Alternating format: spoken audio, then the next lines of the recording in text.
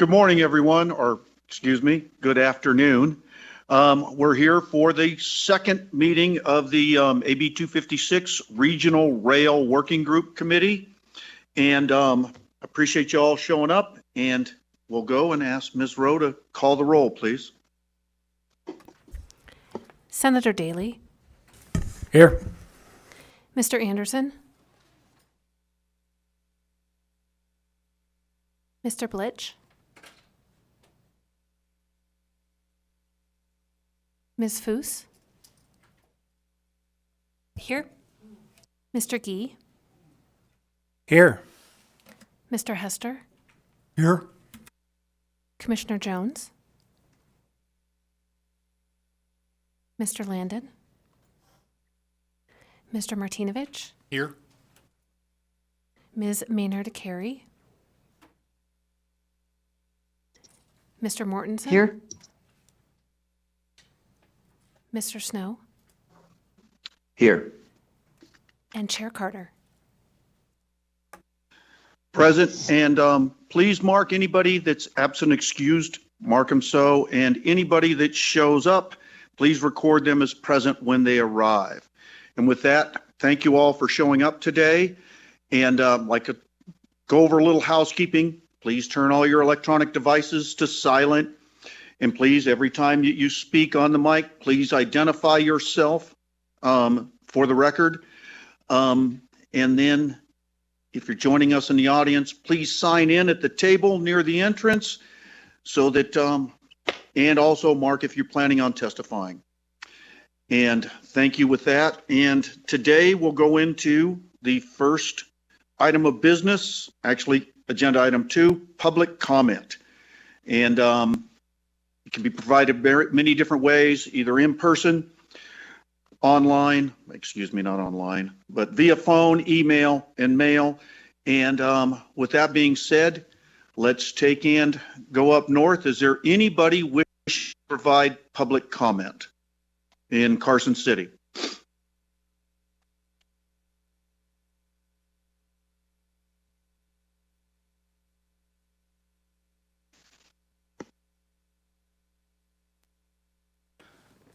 Good afternoon. My name is Josh Hobson, Hobson, a Carson City resident and currently pursuing a master's degree in climate change leadership from the University of New England.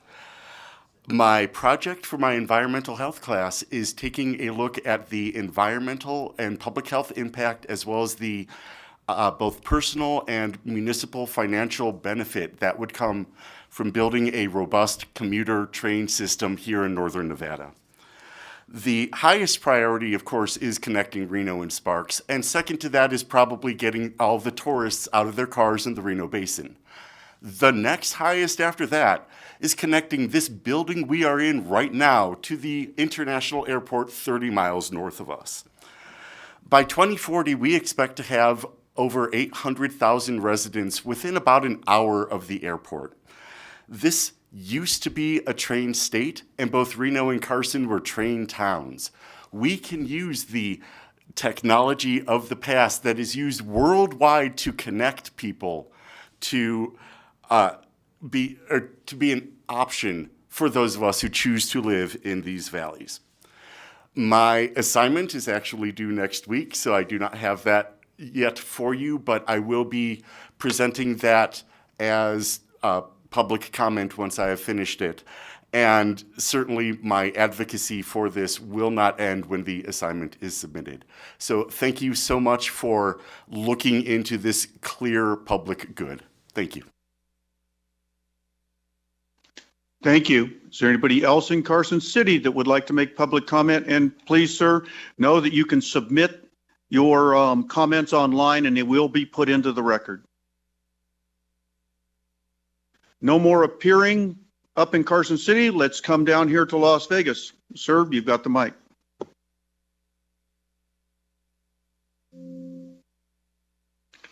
Excuse me, is there anybody in Las Vegas that would like to provide public comment?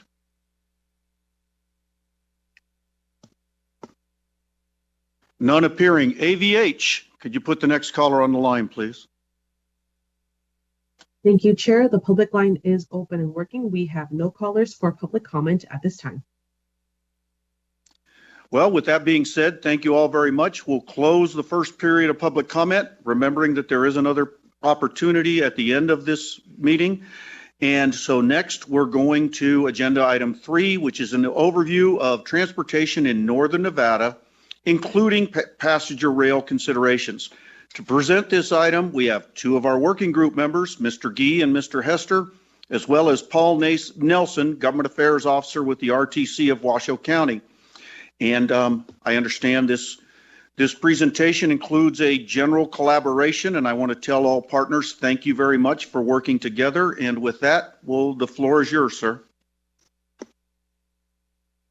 Thank you, Mr. Chairman. This is John Hester. I am the Washoe County resident member, and I also want to introduce Austin Osborne, the Story County manager, who's with Mr. Anderson. We'll have some comments at the end of our presentation. So, first slide. Okay, didn't know where they were. Thank you. I want to start with what we call the Trans-Sierra Transportation Coalition, and it's really an illustration of the ongoing communication we've had among jurisdictions in Northern Nevada and into California. The important result of this coalition was that in June of 2023, they issued a report, they being the California Department of Transportation, or Caltrans, which I will give to the clerk to put into the records. And it is entitled Reno Service Extension into the Counties of Sacramento, Placer, Nevada, and Washoe.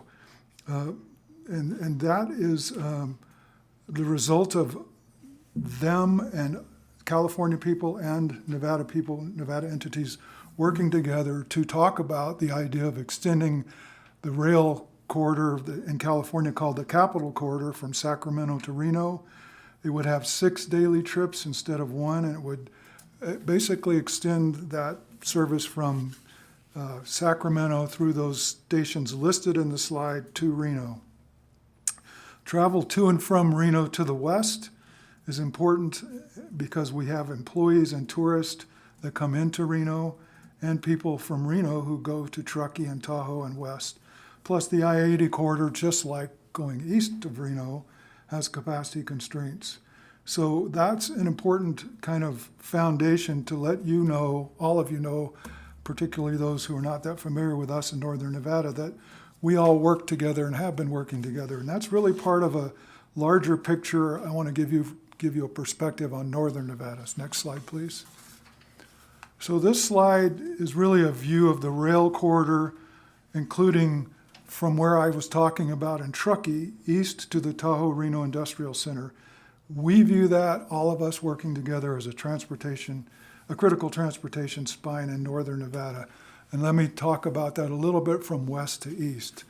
In the west, there's Truckee, which you can see, and that connects to the Tahoe-Truckee Area Regional Transit, which is a bus system that serves the West Shore, North Shore, East Shores into Washoe County with funding from RTC Washoe. So that's one way that we are already connected across state lines via rail. The second, if you will follow me from left to right on that slide, to downtown Reno. In Reno, the RTC 4th Street station, their main station for their bus system and bus rapid transit system, is diagonally across from the Amtrak station, which the city of Reno is now working on through their redevelopment agency. It connects to the RTC system, which you'll hear more about in a minute, which covers all of Reno, pretty much all of Reno Sparks, plus has connections to Carson City. And when it gets to Carson City, connects to the Jump Around Carson or JAC system, and through the Tahoe Transportation District to Douglas County, and that system goes up to the lake. And on the east shore of Lake Tahoe, connecting back to that TART system, TTD runs seasonal service.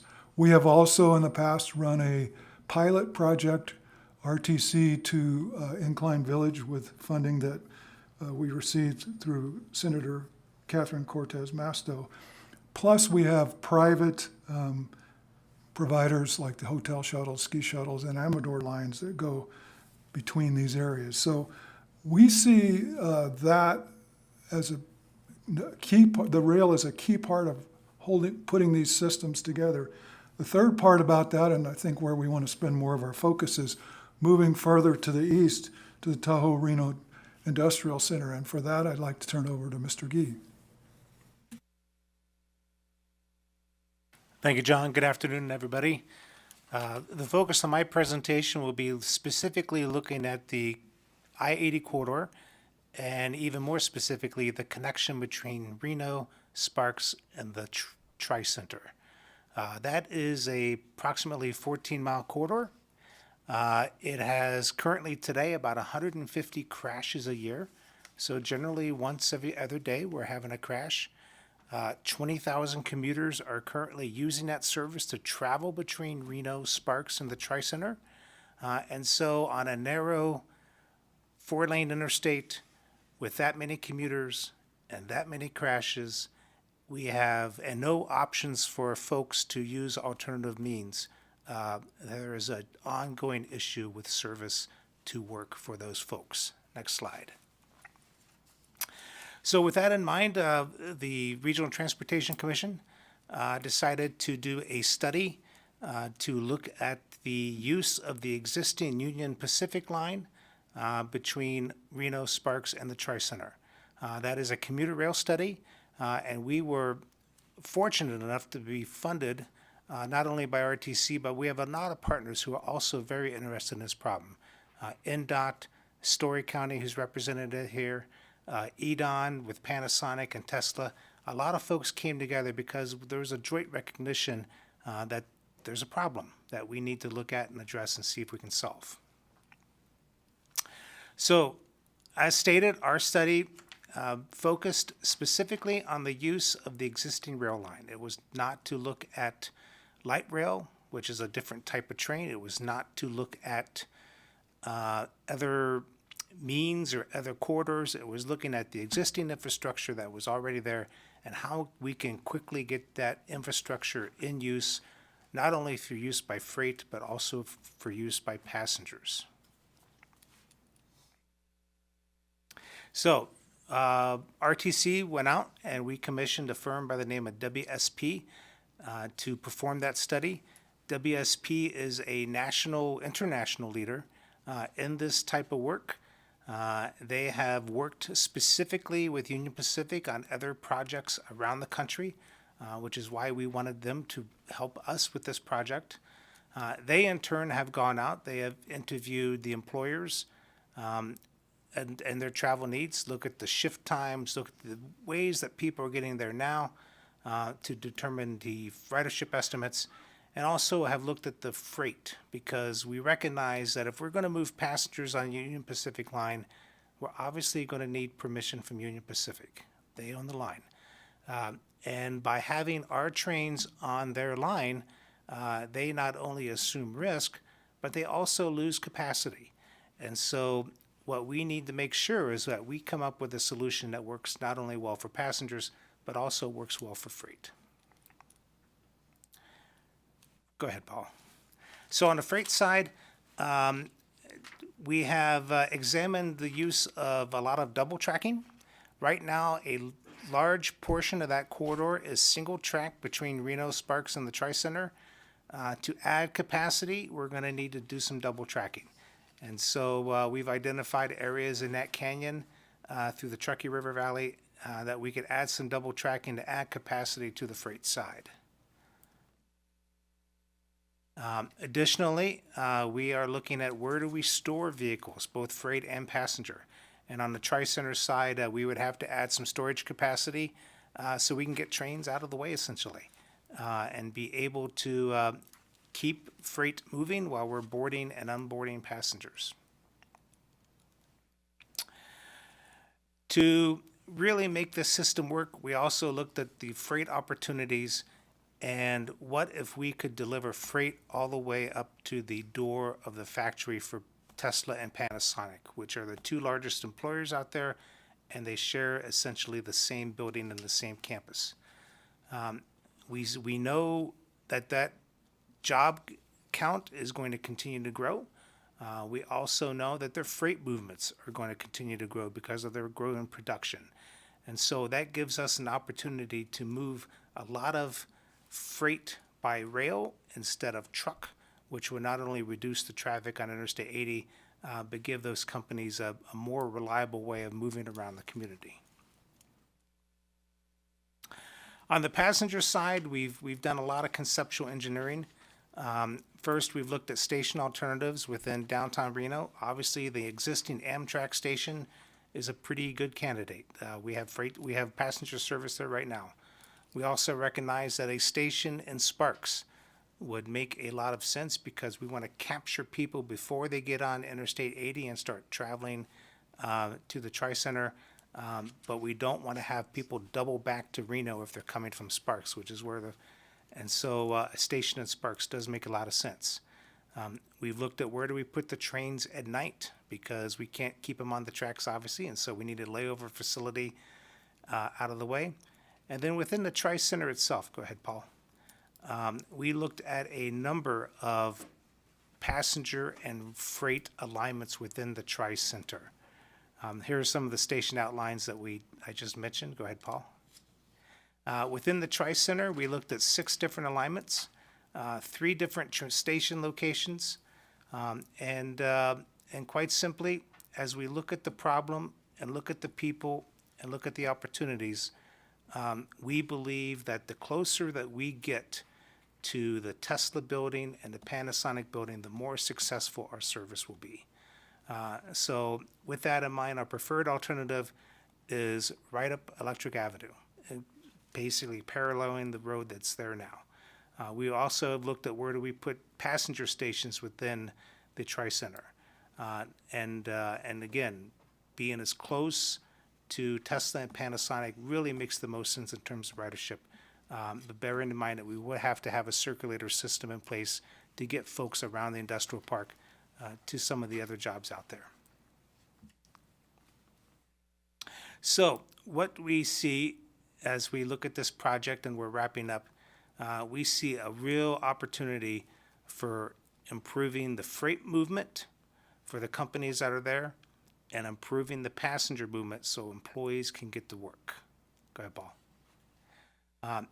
In the short term, what we recommend, are going to recommend, is using the existing tracks and getting a system up and running as quickly as possible, especially while Interstate 80 is just getting ready to start construction of a 3rd lane.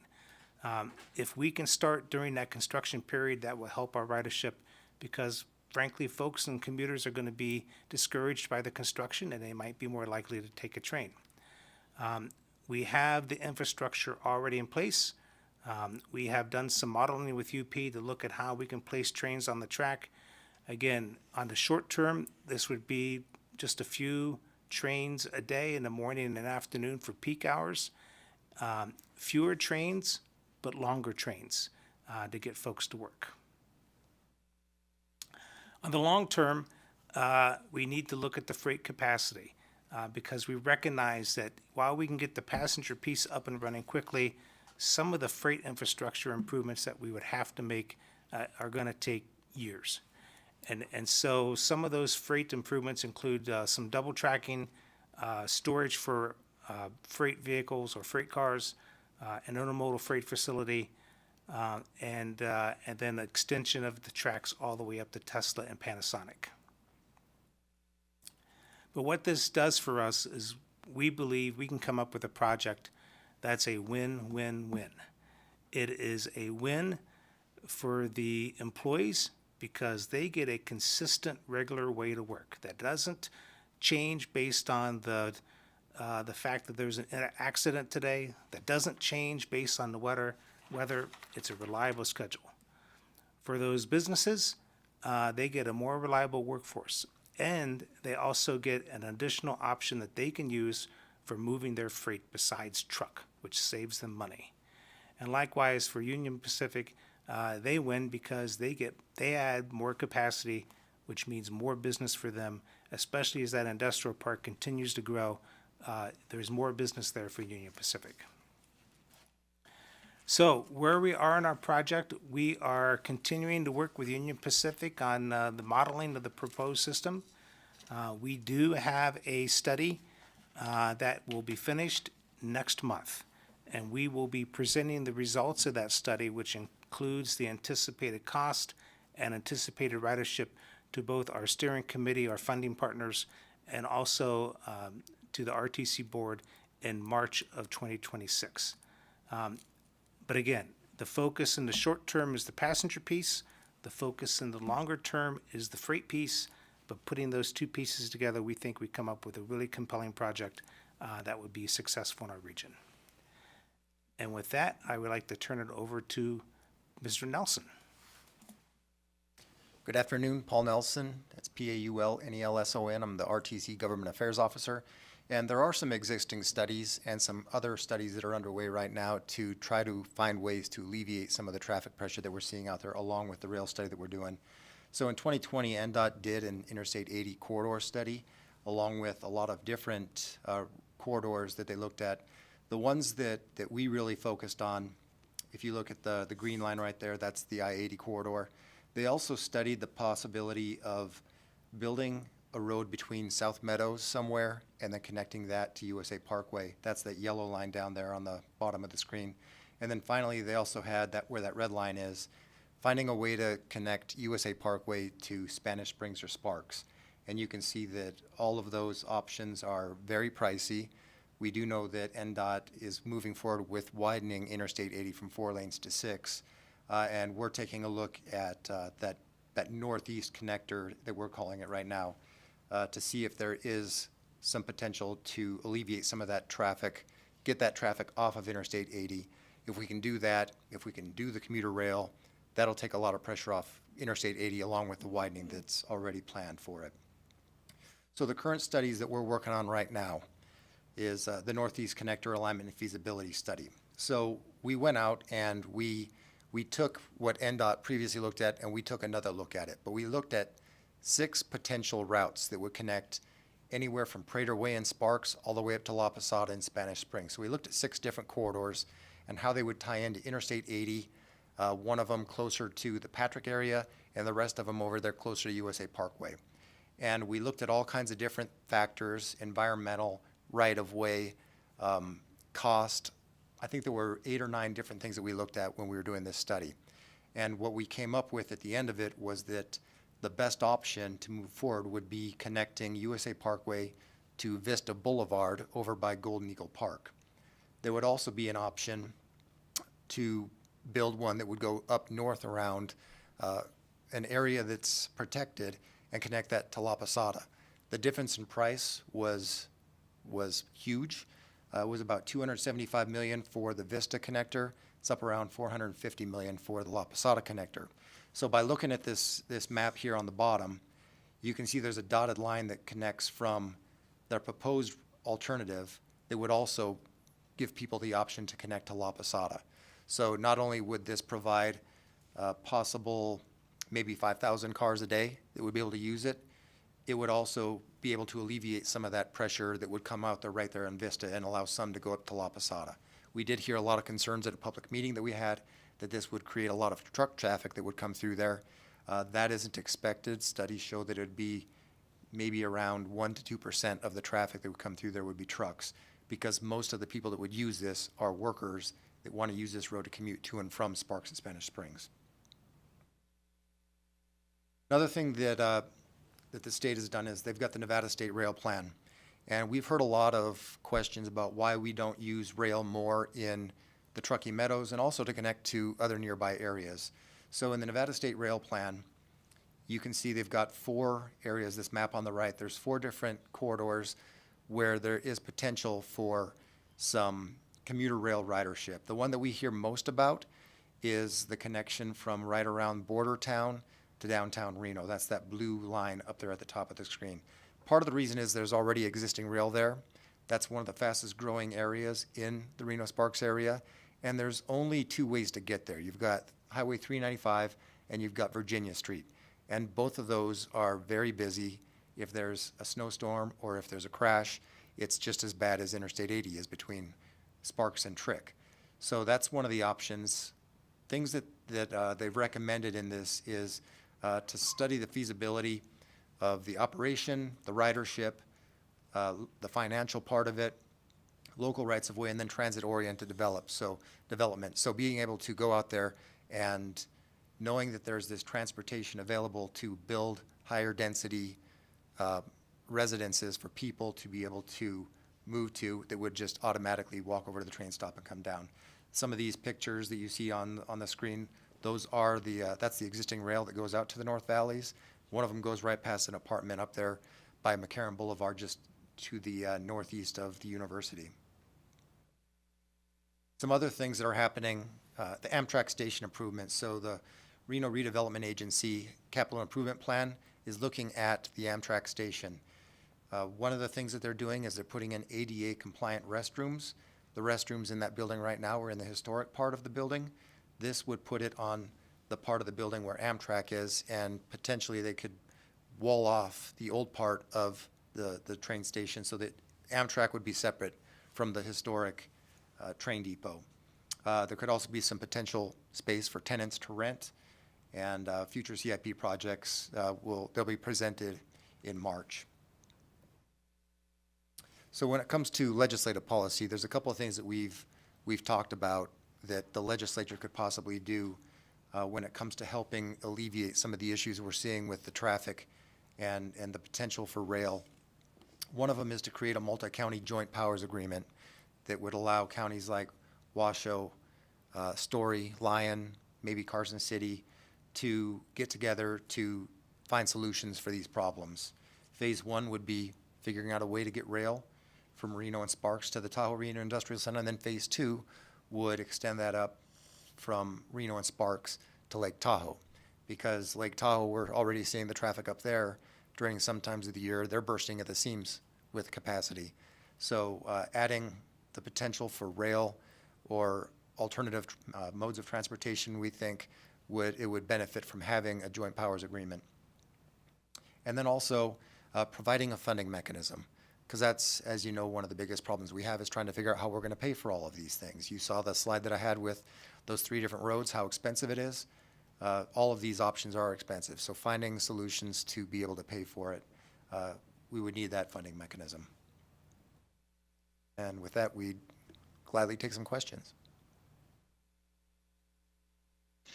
Thank you very much. I appreciate the presentation. And with that, members, are there any questions or comments on this report? Thank you, Mr. Chair. Hugh Anderson.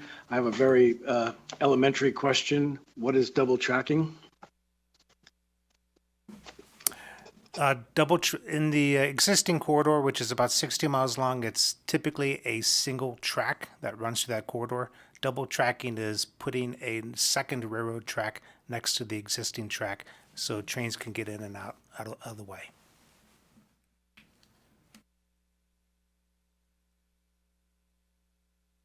Any other questions from down here? Then let's go up north. Skip, any questions or comments up there? I have a quick just comment, clarification on Mr. Hester's part of it. Just wanted to be clear that the only rail that actually comes through is the Amtrak from Sacramento to Reno. The rest of the connections are all bus and other alternative transportations for that. Just a clarification there, because sometimes it sounded like, you know, we had rail there. We don't yet. No, we may want it, but we don't have it. No, thank you, Mr. Vice Chair. That's correct. We did look approximately 12, 15 years ago at light rail on Virginia Street and also north and south and on 4th Street and Prater Way, east and west. But that's not what we're talking about today. Yeah, understood. And then follow up on the question on the double tracking. Are there, I believe there's 2 bridges in that 14-mile stretch. Do they have double tracks or just single? We're going to be 2 blocked by that single track over the bridges, correct? The existing bridges are both single track, and we are looking at double tracking those bridges also, which would be a significant cost, but also at the same time a significant benefit to the project.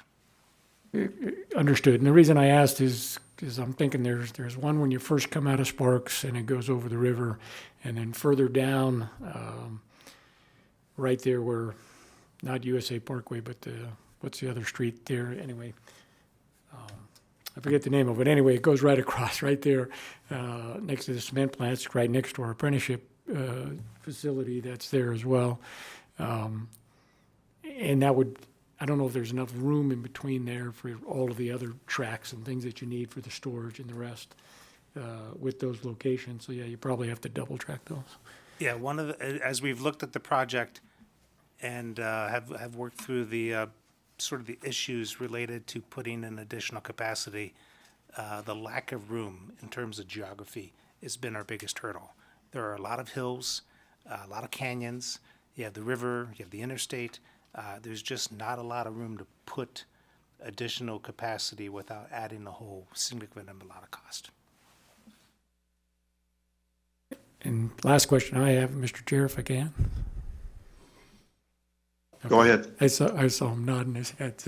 So not to get too far ahead, and I know the funding issue, we can have all of these plans and look at it and say, hey, we could do this if we had the money, right? Assuming we have the money, or what options are we looking at for, let's say, the one from Sparks down to USA Parkway, or Sparks down in as a road, to try to create an alternative to I-80, and we're doing the widening, which is good.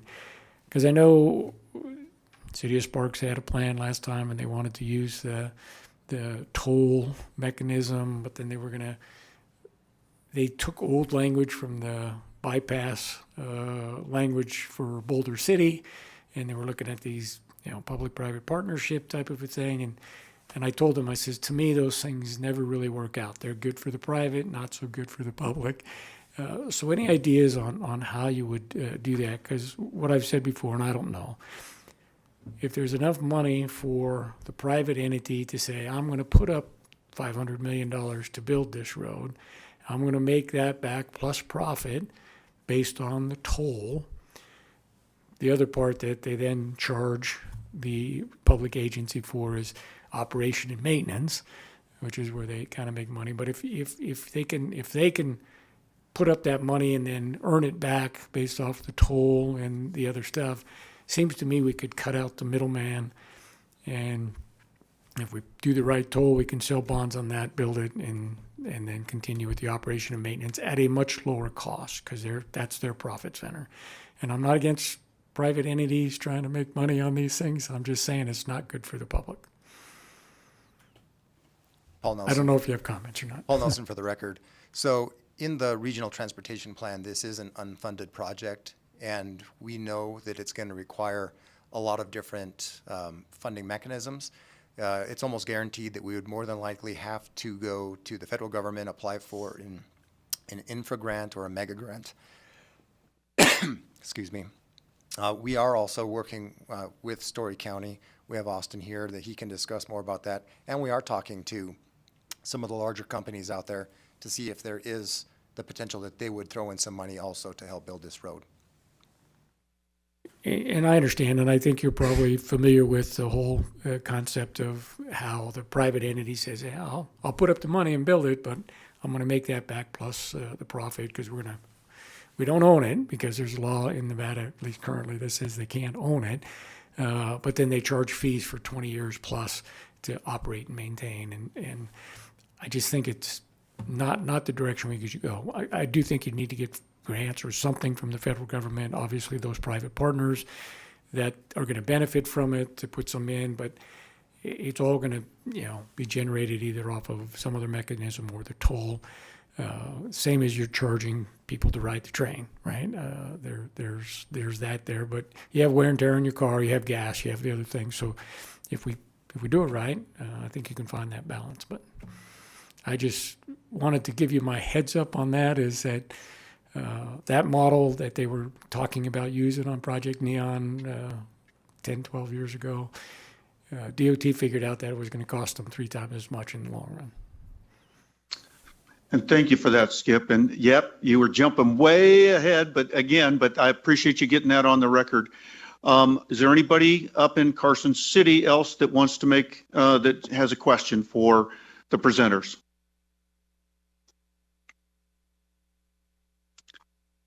And I want to recognize that Cole Mortensen has joined us via Zoom. And Cole, just open it up if you had any questions or comments.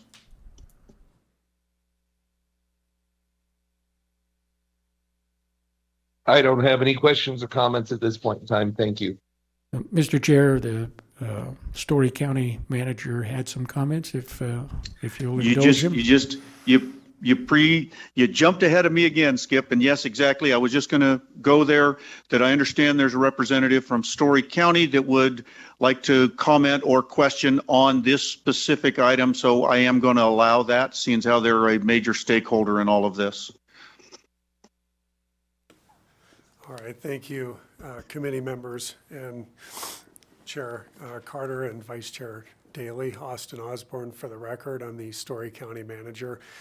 I just really want to give our expression of appreciation for the relationship we built with the RTC in this project, as well as others, and just talk a little bit about our position on what's being presented here in front of us today. We really believe that what's discussed here, this rail concept, it dovetails well into a portfolio of transportation improvements that are involved at the Tahoe Reno Industrial Center. Story County itself has invested so far about $48 million of transportation infrastructure in the industrial center, including the USA Parkway interchange, for example, and other roads in the area. What we're excited about here is, it was brought up several times during this committee, is it's not necessarily just the volume of traffic that's coming to and from this area, but there's one route.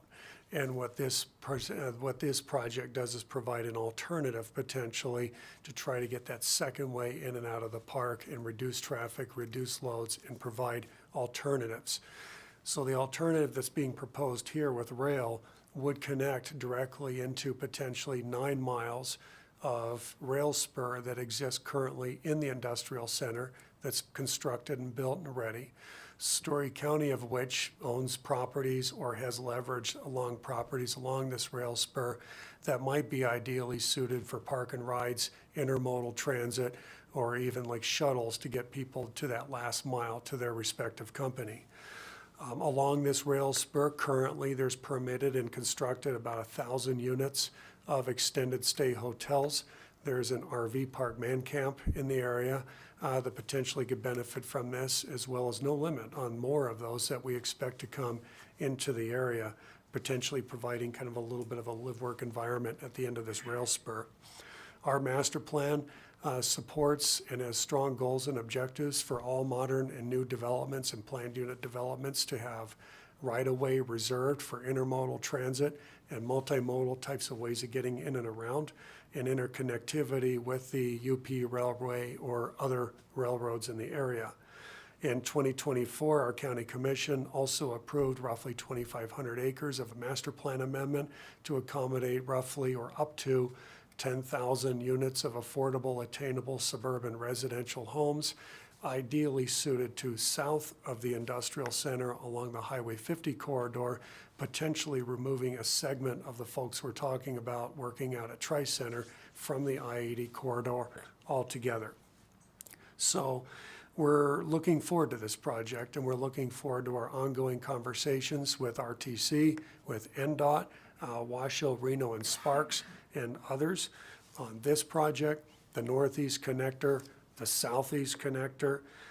We've talked to Sheriff Balaam and engaged in conversations with Washoe County about Story County doing like what fire does, like a mandatory or a mutual aid agreement for patrol and policing of I-80 to assist in the region, and other projects, including potential out-of-the-box transportation ideas with one or more of our companies out at the industrial center. So we just want to express our support again, once again, and thank you for your time, and thank you, RTC, for including us in this project. Thank you very much. And with that, I'll take and hit one more time for, is there any questions or comments from the committee members that may have been generated by that last? Mr. Chairman. Well, with that, I just want to say, I have excuse me. one question, John Hester. Just for general edification of the whole committee, about how many jobs are there now and how many do you expect? And the same thing with population, just so we get an idea. Thank you, Committee Member Hester. Austin Osborne for the record. Right now, there's about 25,000 employees at Tri-Center, and it fluctuates with construction. There's a lot of construction going on right now that might actually decrease significantly over time, and some of the things they're constructing are data centers that generate 30, 40 employees each.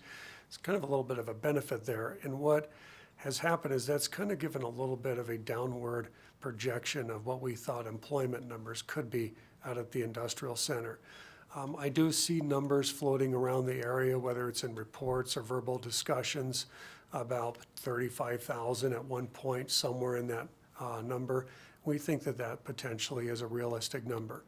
Anything that goes significantly north of that, based on the type of land uses that are being approved and the demand for industry out there at this point, we don't really think that that's going to happen. It could, but we're really thinking that 35 number is probably a good number to target for now. Thank you. Thank you very much. And with that, we'll close out this portion. And I just want to say thank you to the entities up north. I'm very impressed with the level of cooperation and working together. And now we'll move on to agenda item 4, which is with down here from the Southern Nevada Regional Transportation Commission and the aligned entities down here. The floor is yours.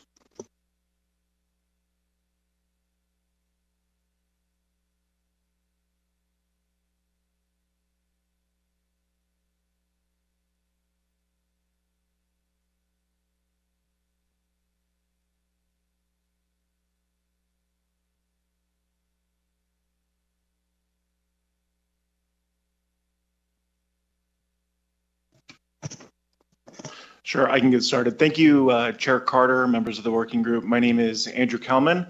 I'm one of the deputy CEOs at the RTC of Southern Nevada. Today, I'm going to talk to you a little bit about our efforts for planning high-capacity transit in Southern Nevada.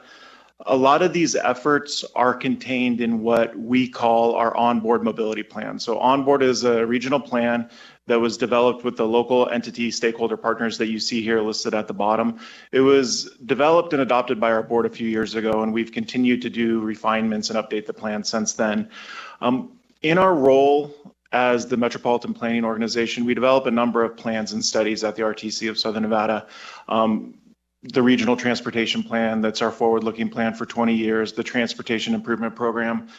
The onboard mobility plan is fundamentally different than those plans. Onboard is not fiscally constrained. Rather, it asks our stakeholder partners and the public, how do we want to move about Southern Nevada in the future? So it's really an unconstrained mobility aspirational plan that we developed in partnership with our community.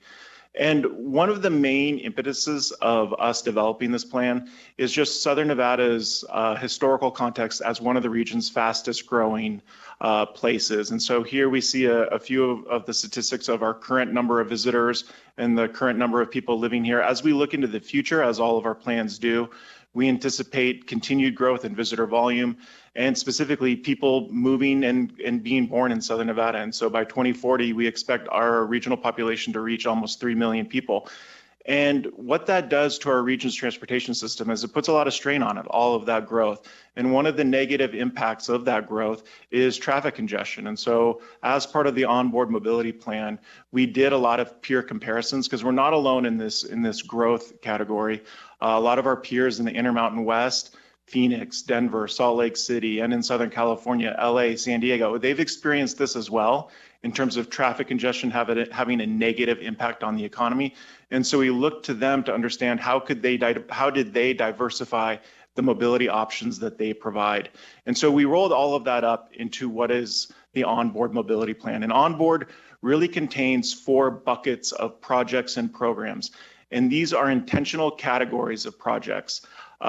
First is we want to ensure that our existing transit system and our 56 million annual trips that we provide on our traditional transit network is enhanced and taken care of. And so when we talk to our customers, they appreciate the need for additional options like rail. But one of the things that they care about most is they care about bus frequency and they care about the bus going more places in the valley. So onboard contains improvements to traditional transit. We also looked at short trip connections. So these are things like bicycle and pedestrian connections. Because when we did outreach in the public, we heard a lot of interest in transit, but we also heard, you know, I live right next to this transit stop, but I have difficulty crossing the street. It's dark. I feel unsafe. I can't access your services, RTC. And so we wanted to ensure that we are enhancing that through Complete Streets projects to better connect our system with the region. We also looked at emerging transportation technologies. A lot of the community is skeptical about the need for significant investments in transit. And so we wanted to address that through onboard. And so it's looking at leveraging emerging transportation technologies that the RTC can take advantage of, but also ensuring that any of the recommendations included in the plan are future-proof.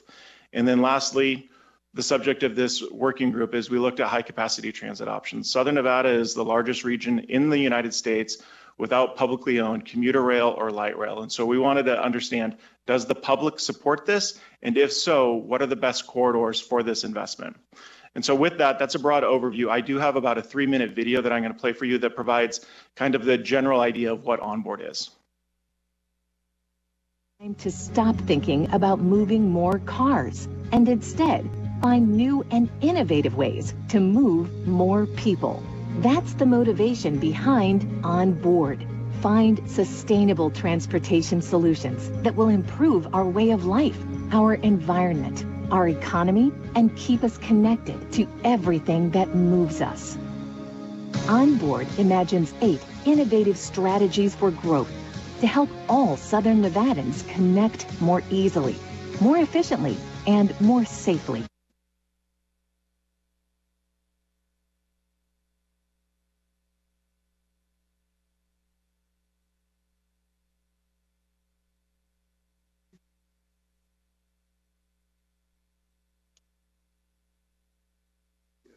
Yeah, I don't have that radio voice.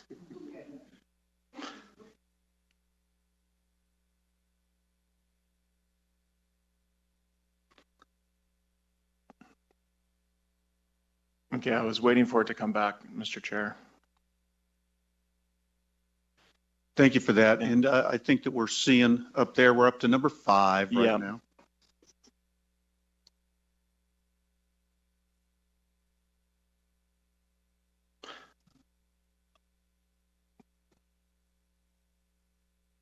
Okay, I'll skip ahead. Does that work? Thank you. Yep. Okay, so that provided the 8 big moves as part of onboard. So we have done a lot of community outreach in terms of, does the plan have support with the stakeholders and the local public? We've done 4 separate survey efforts as part of onboard. I'm going to share results from the most recent survey that we completed. It was done in 2022, so it was post-pandemic feedback that we received from the public about the onboard plan, and it received over 13,000 responses. And so one of the first questions we asked the public is, do you support light rail and bus rapid transit? And the overwhelming sentiment that we received is yes, it does have a lot of support. The other question we asked, do you support additional investments in mobility improvements? And we saw that there was an inclination to support increased investment in transportation. I think an indication of that is, at the time, our region was really growing and traffic congestion was becoming a big regional challenge, and the need for providing more multimodal transportation options. And so this last one, though, is fairly general, because onboard does contain those 8 big moves, those 4 buckets of projects and programs. And so we wanted to better understand, where would you invest scarce public dollars? And so we did a budgeting exercise with the community that, again, received over 13,000 responses. And so we asked them, where would you invest your money in the region's transportation system? And so everyone had access to 10 coins. This is the sheet that they had here. And they could spread those coins out amongst these 9 projects anywhere they wanted. So they could put all of their coins on one project, or if they liked everything, they could just spread it around.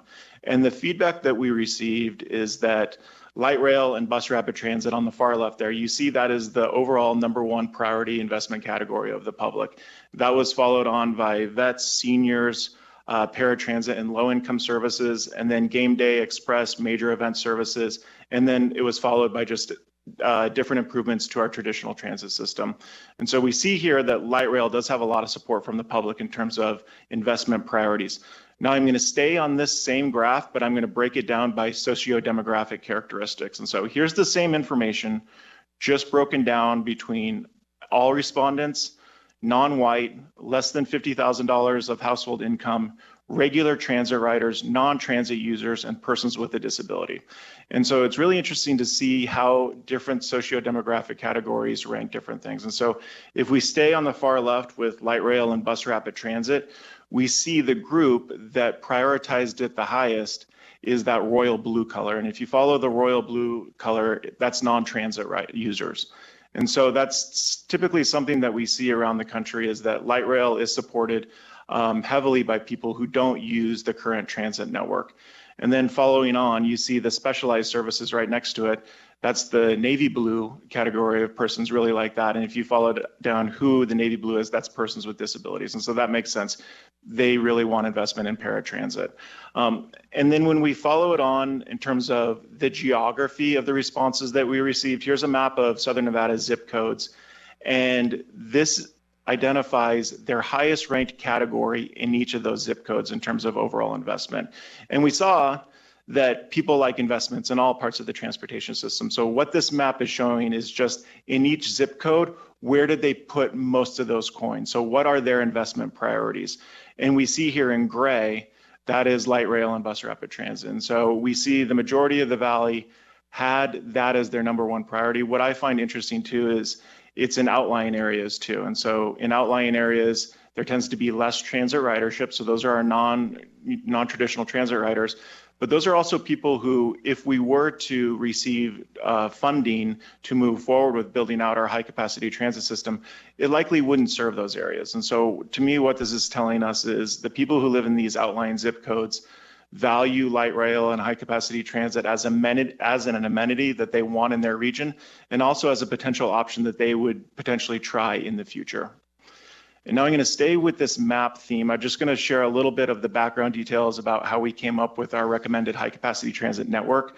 So here's a map of the universe of corridors that we started out with. So working with our local agency stakeholder partners, they asked the RTC to analyze the feasibility of high capacity transit on all of these roadways. And it really is most of the arterial roadways in Southern Nevada that we analyzed for the feasibility of high capacity transit.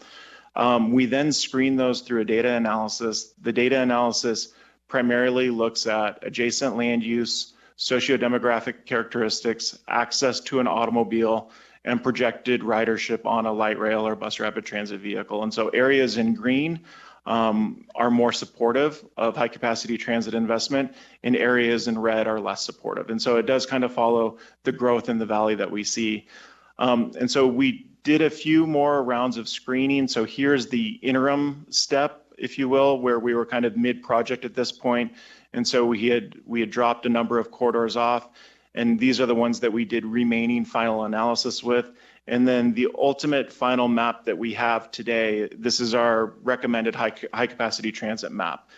And so the colored lines, those are identified as potentially being light rail or bus rapid transit. And then the black lines, that's rapid bus. And if we remember from a month ago, rapid bus is really similar to bus rapid transit, but the one difference is that it doesn't have that dedicated lane for the full corridor. And so what you would do on these colored lines is, if there's funding to move forward with project development activities, you would do what's called an alternatives analysis. And so you'd identify, you do a lot more outreach in that corridor, you do more data analysis, and you'd identify, does it make sense to move forward with less light rail or bus rapid transit on those corridors? And as I said at the top, onboard is different from the other plans that we do. And so we remove the constraint of being able to fund this plan. And so I think we can all appreciate how expensive a plan of this scale would be. And so, yes, this whole system is unfunded. However, the RTC is being very aggressive in going after federal discretionary grant funding, and we have started to implement some of these corridors as grant funding becomes available. And so I'm going to highlight just 3 of those corridors that we've been moving forward with. I'm going to highlight Maryland Parkway, which is in red, Boulder Highway, which is in blue, and then Charleston, which is in green. And so starting with Maryland Parkway, this is the existing condition of Maryland Parkway. It's 3 general purpose lanes in each way. It connects a lot of regional destinations. Here is the proposed project that is currently under construction. The RTC anticipates being done with this project this calendar year. And so what it does is it does add those dedicated bus lanes, and those lanes will be painted red like this rendering shows. We widen the sidewalks to 10 feet. We added the center median island. We are including street trees as part of the project. And then the transit station area, or the bus stop, is really much more enhanced. And so it's providing much more shade, more passenger information, and we are adding bollards to protect our transit customers at each of the transit station areas. And so when I say we're being opportunistic with our funding, this project benefited from $150 million from the Federal Transit Administration to move forward. And that was really only enabled by revenues generated through fuel revenue indexing. So this project is receiving $125 million of fuel revenue indexing dollars. Boulder Highway is much the similar story. Boulder Highway has fuel revenue indexing funds included on it. And with that, the city of Henderson was able to go after and compete and be awarded $40 million through an infra grant through the Federal Highway Administration to move this project forward on the southern half of this corridor. So this overall corridor is 15 miles. It's currently under construction in the southern part of the corridor. And then in the northern half of the corridor, the RTC is currently coordinating with NDOT to proceed with project development activities on the northern half of the corridor that goes through unincorporated Clark County and the city of Las Vegas. And so we receive grant funding from the Build America Bureau. We have matching funds from NDOT to move that project forward. And the ultimate intent is to move that center running transit concept that is currently under construction in Henderson to the northern part of the corridor.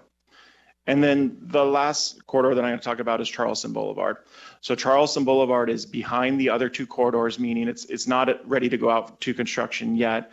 Right now, Charleston Boulevard is in what's called that alternatives analysis phase. So we were trying to understand what transit technology would work best in this corridor and for what segments of the corridor. And this project was awarded a discretionary RAISE grant to move forward with that analysis. So it's being grant funded as well. The purpose of the Charleston Boulevard alternatives analysis is it's a really long corridor. It's over 15 miles from east to west. Primarily, it's a safety project. This roadway is really unsafe, and that's one of the benefits of high-capacity transit is it gives you the opportunity to go through and make the roadway much safer. This is on the city of Las Vegas's high injury network, so that means there's a disproportionate number of people getting seriously injured or killed on this roadway. We also are looking at this as an opportunity to improve transit service. Right now, if you were to take our current Route 206 from west to east, it takes almost 2.5 hours to do that trip. And part of the reason it takes so long is it's because it's well patronized. And so that means we're stopping every quarter of a mile. Lots of people are getting off and lots of people are getting on, and they're all paying through that front door. And we're also looking at this as an opportunity to grow the economy. So we're partnering with the city of Las Vegas and Clark County on this in terms of identifying transit-oriented development opportunities. But one of the final things that we're looking at here is we want to deliver a financially responsible project. So at the end of this, we're going to identify a locally preferred alternative, and we want that locally preferred alternative to be able to be funded. And so that's funding is something that we're going to be looking at moving forward on Charleston. And just a little bit more about the process on Charleston. This is kind of what we're doing now. We screen what transit technologies are most appropriate for the corridor. We identify what alignment works best. This is primarily alignments through downtown. That's where we're at right now. And then the final step is piecing those together. So what transit technology on what road makes the most sense for Charleston Boulevard? And so I'm going to highlight this step A right here because we have completed the step A in terms of looking at overall transit technology. So this is the universe of technologies that the stakeholders asked us to look at. So we looked at all of these options. We compared them to the purpose and need of the overall project, and we're moving forward with further analysis on these 3 technologies. So light rail, bus rapid transit, and a rapid bus enhanced bus operations alternative. In terms of barriers that we've experienced in terms of moving forward, specifically with light rail, I think this is kind of an illustrative graphic. What you see here on this slide, you see every metropolitan region in the United States that has over 2 million people living there However, the regions listed on the left-hand side of the graphic have something that the regions on the right-hand side don't. That's publicly owned and operated light rail or commuter rail. And largely that is a function of not having the local sustainable funding source. One, to capital fund these projects, but then also to support the maintenance and operations of these services moving forward. And when you combine that lack of local sustainable funding with the cost differential between light rail and bus rapid transit, it is fairly significant. And so what you see here is costs across the nation that are currently in the capital investment grant pipeline to be funded by FTA. And so you see light rail on the top row, bus rapid transit on the bottom row. These are in last year's current year dollars. It's about $230 million for 1 mile of light rail transit. And that is for at grade. That is essentially kind of the cheapest you can get. Any subsurface tunneling or subsurface stations or any elevated segments to remove it from traffic, you're going to increase that $230 million cost per mile. And then you compare that with the $40 million cost per mile for bus rapid transit. And then also you see the cost of operations and maintenance. And this really hits on being able to support services for these types of systems, because that is how the RTC funds operations and maintenance is with our local sales tax revenues. And so even if you can overcome the barriers of capitally funding the project, you do have to support operations of the system. That being said, the last slide I'm going to leave you with is, if you can find the funding, there are indeed lots of benefits that I think we can all appreciate with high capacity transit. One, very similar to the RTC's fuel revenue indexing program, it is a really big job stimulus. It's a jobs program. It's a benefit to the regional economy in terms of construction workers building these projects, and then being able to provide those services with increased numbers of drivers and mechanics and operations folks supporting that system. There's also societal benefits. Those societal benefits are really improvements in safety. Safety is a really big issue in Southern Nevada. High capacity transit provides an opportunity to make our roadways safer. There's also benefits to reduce pollution, greenhouse gases, and increase public health as more people take transit. There's also economic growth benefits in terms of our transportation system becoming more efficient. So reduce congestion, improve travel time, and reduce household expenditures on transportation. That is a key one. And then finally, there's benefits with transit-oriented development and partnering with local agencies to support redevelopment opportunities. And so with that, I'm happy to answer any questions you may have. Thank you very much. I just wanted to comment that the game day service that the RTC has been providing has really opened up the eyes of a demographic and communities that typically don't use mass transit, and is creating demand. I hear about that all the time, about how much it's loved, and I wanted to recognize that how much that effort's meant to the community. And with that, I'll open up for questions. Chairman, I'd just like to expand on what you just spoke about, and that is, not only are we, of course, a public transit agency, we're also the traffic manager for the region. And we've worked closely with both the Raiders and the Golden Knights to understand where the season ticket holders live, and then designed our system around that. If not for the Game Day Express, where we're bringing folks up from the outlying areas, those that drive probably 100% of the time, in and around any event on the Las Vegas Strip, you'd see an additional 1,500 to 2,000 cars trying to find a place to park or to drop off, if it's a TNC or a cab, et cetera. And so there's a lot to be said for ensuring that we are looking at mobility options for the outlying areas to connect to the Las Vegas Strip. And one last point, high capacity transit is a job stimulator and a job growth. Just here in Southern Nevada, operating the 13th busiest bus system, every single day between 155,000, 160,000 daily boardings, 80% of those trips, people are going to work. So we are connecting employees to employers and are part of the economic ecosystem. And I don't think that's really something that comes to mind if you don't take public transit or high capacity transit. So thank you. Thank you. Commissioner Jones? Thank you, Mr. Chair. I just had two questions for you, Mr. Kelman.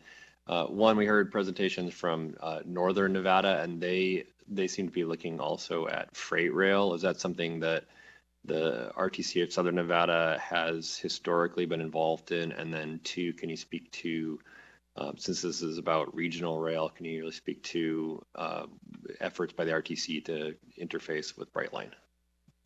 Sure. Yeah, Mr. Chairman, through you. Yeah, so for freight rail, that's primarily we coordinate with UPRR through our role as the Metropolitan Planning Organization. We really lean on the Nevada State Rail Plan in terms of what their priorities are for future investment in that freight rail network. The RTC has been involved previously with efforts to develop the Apex site.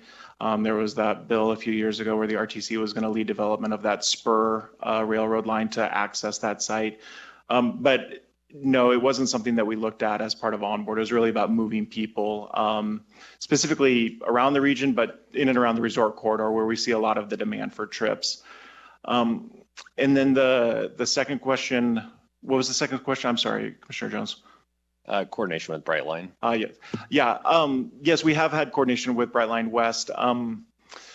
One, in terms of this project is listed in our regional transportation plan. So that means it's included in our travel demand model. And it's very much like the airport in terms of our model. So we forecast the number of trips. We leaned on the studies that Brightline West has done. And so we've incorporated that in terms of its impacts on the regional surface transportation system in terms of trips and any congestion it could generate. And then we've also had informal conversations in terms of how can we better access that site once it is up and running. And so what is the best options for RTC services? Would it go on site or would it stay on the curb? And so, yeah, we've had very early conversations with them. And please remember to state your name for the record when you go to talk. Thank you. Any more comments or questions from down here? With that, we'll go up north. Go ahead. Thank you. This is Angela Foose. I had a question on that one slide that you showed that had, I think, probably 20 different cities that have light rail. And you mentioned that most of them, if not all of them, have some kind of separate funding source for maintenance and operations. Are there any overall themes that all of them have that separate source? Is it, changes to our tax structure? Is it like, what do they all have that we don't have, I guess is the question. Sure. Andrew Kelman for the record. It's a number of different things. So yeah, that slide refers to regions that have both light rail or commuter rail. And so part of it is just opportunistic, right? So some of those regions, like Orlando was listed there. Orlando generates less sales tax per capita than the RTC does for our transit system, but Orlando did have access to a commuter rail system that they were able to leverage that. So I think it's a number of different things in terms of overall funding structure that can support the local match funding needed to grant fund these projects, but then also on the maintenance and operations side. A lot of this work that the RTC has done is through our Transportation Resources Advisory Committee, where we kind of get into the nitty gritty in terms of what is our peer comparison in terms of funding per capita, and then what are some other revenue sources that our peer regions have tapped into that we have not yet. Thank you. Is there any other questions from up north? And Mr. Chair, go ahead. This is John Hester. When we did a light rail streetcar study for the Reno Sparks area, the consultant we had indicated that the development, the multiplier for development was 12 to 60 times what you invest in the capital investment, and talked about that as a way particularly to stimulate redevelopment in corridors that needed it. And I'm specifically talking about where we had Virginia Street, which was 395 and then got 580, and how would we redevelop Virginia Street? And that was one of the reasons we were looking at that.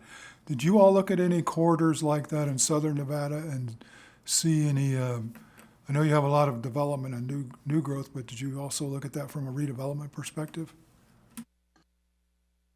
Yes, Mr. Chairman, through you, I'm Andrew Kelman for the record. Yes, we did look at that. And that's, we have a whole economic benefits of the onboard plan report that has been developed. And a lot of those benefits do come from enhanced opportunities for redevelopment, specifically transit-oriented development. So what you see a lot is those travel speed and the travel time savings provided by that high-capacity transit vehicle.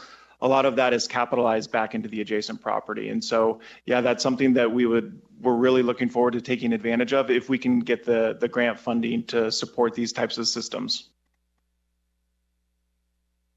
Very good.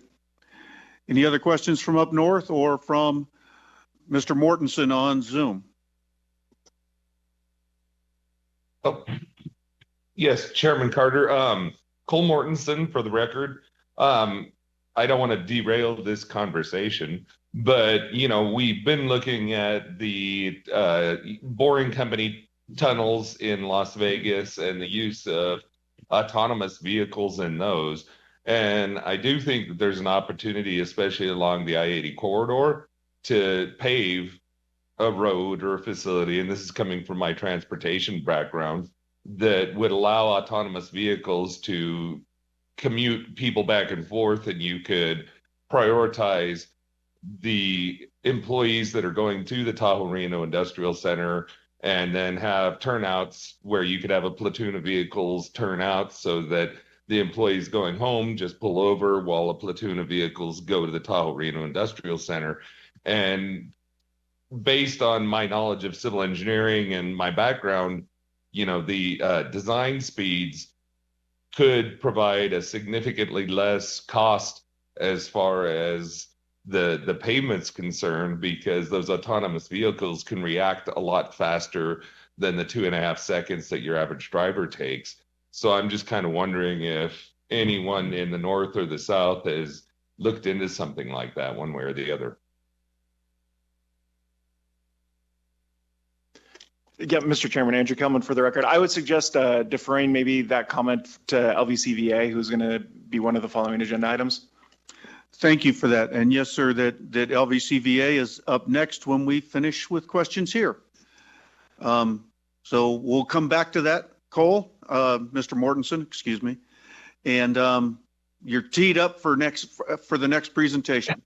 Excellent. Any other questions or comments from the committee? With that being said, thank you very much. I really appreciate again the cooperation we're seeing from all of the entities, both north and south. And we will move on to agenda item 5, presentation on transportation and rail transit operations needs and developments in Southern Nevada, which is going to go to Mr. Finger, with Chief Strategy Officer with the LVCVA, and the floor is yours, sir. Thank you, Mr. Chair. I am Ed Finger. I am the Chief Strategy Officer of the LVCVA, as you said, and I'm going to do my best to say that every time I speak to the mic again. It is my presumption, Mr. Chair, that you'd like me to speak to the Boring Company in addition to the Loop. Is that correct, sir? If you're comfortable with it. I said Loop twice, by the way. I meant in addition to the monorail. I was trying to figure out how to get my presentation up.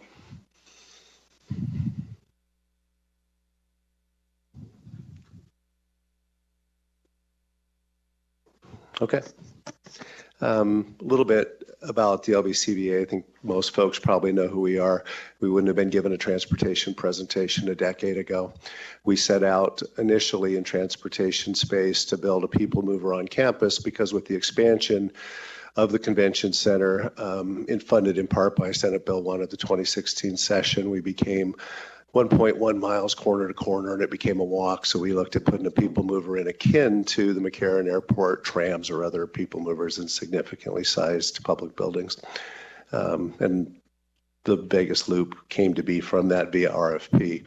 We had providers who offered fixed rail, i.e. airport train service. We had folks that pitched gondolas over the top of the Las Vegas Convention Center. We ended up, of course, selecting the Loop. And for those that don't know, the Loop on the Convention Center campus was paid for by the Convention Center. It is not fare generating. It is constrained to the corners of the campus. The Loop that is off-site, that extends beyond the Convention Center campus, is the private entity that is the Boring Company, and I'll do my best to manage that differentiation as I go through the proceedings here. So Loop isn't a tremendously complicated thing. It's a lane of roadway underground. It's just at a different elevation. And the advantage to surface level roadway is that it's express, that in theory, using a Las Vegas reference, you could get in at the airport, you could drive without hitting a stop sign. And those of you that drive, whether it be the Boulevard or whether it be Boulevard Paradise on the way to the convention center, are familiar with all the lights and all the stoppages, can appreciate what expressway would do in terms of times of transit in the Strip Resort corridor. EVs, so it's eco-friendly. I'm going to need to wear these glasses to read this presentation. Currently, right now, it's Teslas and the larger Tesla models. In ground, we have 3.5 miles of operational system, and I'll tell you a little bit later on what the plans are and what's built, but imminently operational. There are 9 operational stations with the idea that we'll have 15 in the not too distant future in this calendar year. We've moved about 3.5 million passengers in the system so far, the majority of them on the Las Vegas Convention Center. It has gone well from a passenger safety perspective. It is the highest rated customer amenity on the Las Vegas Convention Center campus.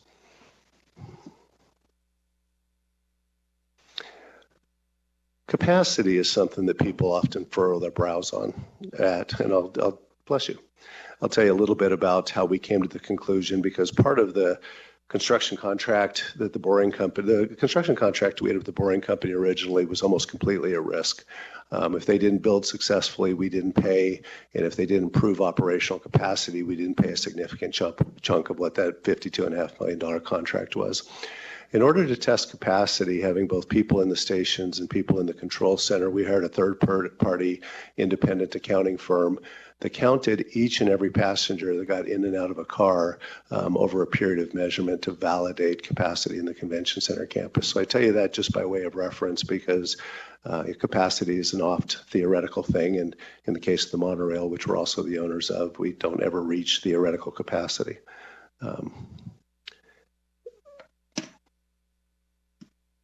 This picture is what the loop is entitled to be through Clark County entitlement and City of Las Vegas entitlement. Nearly 70 miles of tunnel, 104 stations entitled.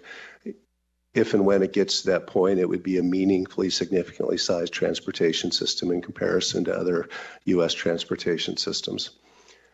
It's hard to see, but it's, airport, out to the tips of downtown, and it's Decatur across, Sammy Davis, the Boulevard, Koval, Paradise, University, and those streets that generally go north to south in the direction of west to east across the campus, as I listed them. Getting from entitlement to permitting has been a thing. We permitted the system originally for the convention center campus under a set of fire protection standards specifically that were the sticking point. And the county, through both experience and staff turnover, had some reconsideration of what standards they wanted to apply. And we haven't actually had a new operating permit until a very recently issued one this week or last week, in about a year out of the county. We're optimistic, and this is where I'm talking about off the campus. I'm talking about the boring company, the private company, and the LVCVA generally as a facilitator of things that we believe will make the destination better, but not as the owner or driver of the system necessarily. We're optimistic that in the not too distant future to the county commission will come a set of code that memorializes the revised set of standards that the boring company builds under, and that will accelerate and allow what are 7 boring company machines available in the metro area here to be underground and to prove how quickly mileage can be accumulated in the tunnel system. The Nevada Transportation Association recently permitted boring company operations into the airport in conjunction with airport allowance. And I know Mr. Chrisley's here and he'll speak to it to the extent he wants to or plans to. But that last part's surface level at this point. Obviously, the sacred jewel of any transportation system, the one the monorail never accomplished, is making its way to Reed International Airport. But right now, its last part surface level with the idea that the tunnels in ground now get very near. They get Thomas and Mack near to the convention center. The boring company owns additional land that allow them to end up on the south side of Tropicana and then have a very short surface drive until hopefully someday there's a permanent solution at the airport. I mentioned to you that there's 3.5 miles operational. Told you I'd come back. There's 11 miles built. So there is tunnelage all the way from approximately 4744 Paradise, approximately Thomas and Mack southwise, all the way up through 2 lanes down Paradise, all the way up through the convention center into Westgate. We're over to the Wynn and across the street to Wynn West, the planned third tower of Mr. Wynn that's on the west side of the boulevard there. With some hope and some belief that you're going to see the Thomas and Mack head over to the MGM set of properties in the not too distant future.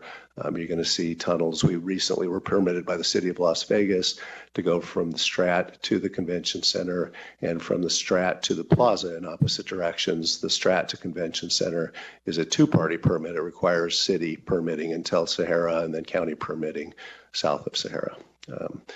With that kind of enablement and that ability to come down the destination or down the southward, down the boulevard, there'd be an opportunity to have a pretty significant quadrant or rectangle of tunnels, generally from the Thomas and Mack westbound to the Strip, northbound down the Strip to downtown, eastbound to the convention center and to Paradise and around.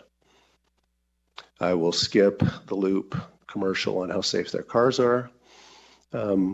But generally, the intent of this slide, which I won't read to you, is under the governance of the Clark County Building Department and Fire Department, safety matters to the boring company, matters to the convention center as the owners of the system on campus. And there are a number of safety features there meant to make sure that any instance or incident in the tunnel is quickly addressed and that first responders are able to get quickly to response. That's my loop part of the presentation, Mr. Chair, and if it's your pleasure, I'll stop to answer loop questions before I talk to you about the Las Vegas monorail. Thank you for that offer, and yeah, we'll take in any questions. Mr. Anderson. Hugh Anderson for the record. It's my understanding that the loop is just one direction at all times, and there's no capacity to go 2 directions. For the record, Ed Finger, LVCVA, through the chair, if you will, Mr. Chair. In a single piece of tunnel, the intention is to be monodirectional, to be single directional.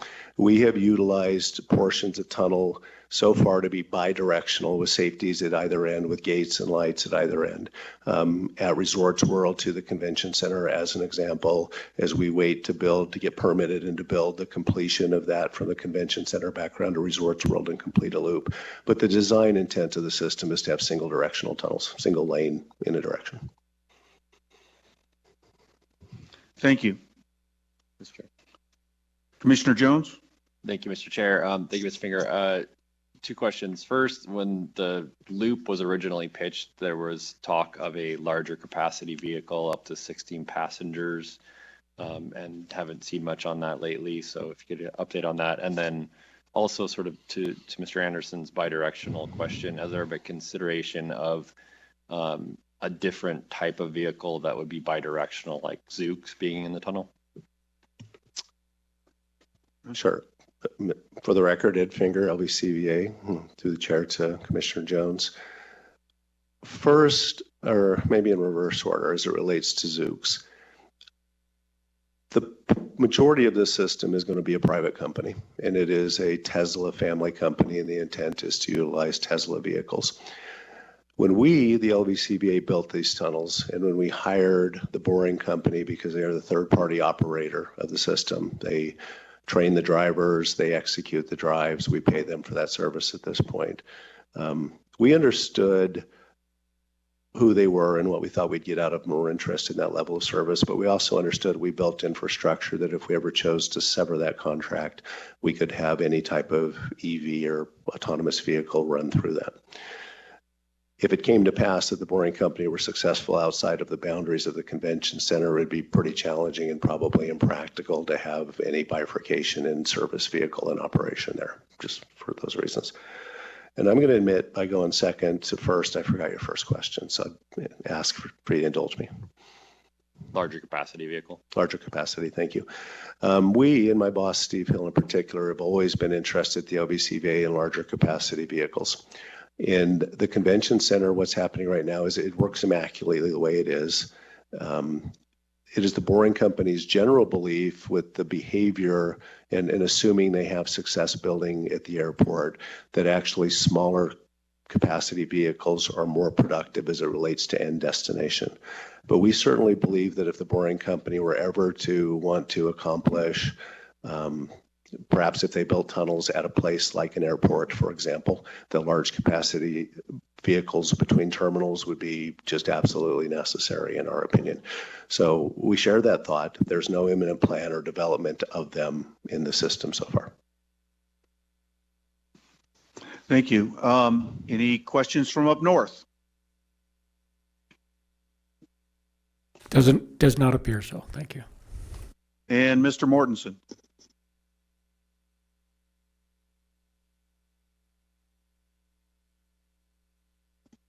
I don't need to reiterate myself. I think that, I threw that thought out there just with the idea that the autonomous vehicles are kind of our future, and it's a lot cheaper to pave roads than it is to lay rail. Very good. Thank you very much for that, Mr. Mortensen. And with that, let's move on to the next piece, Mr. Finger. Certainly. Thank you. The Las Vegas Convention and Visitors Authority is also the owner of the Las Vegas monorail. We purchased the Las Vegas monorail in December 2020, and we did it for two reasons. We did it because the monorail was in its second bankruptcy since inception. And while we are an atypical transportation provider by our general nature, there wasn't an obvious entity to help the monorail through this. The monorail needed help. We happened to be there talking to the monorail, though, for the reason that we wanted to enable what we thought was more than $1 billion of private investment in the Boring Company system.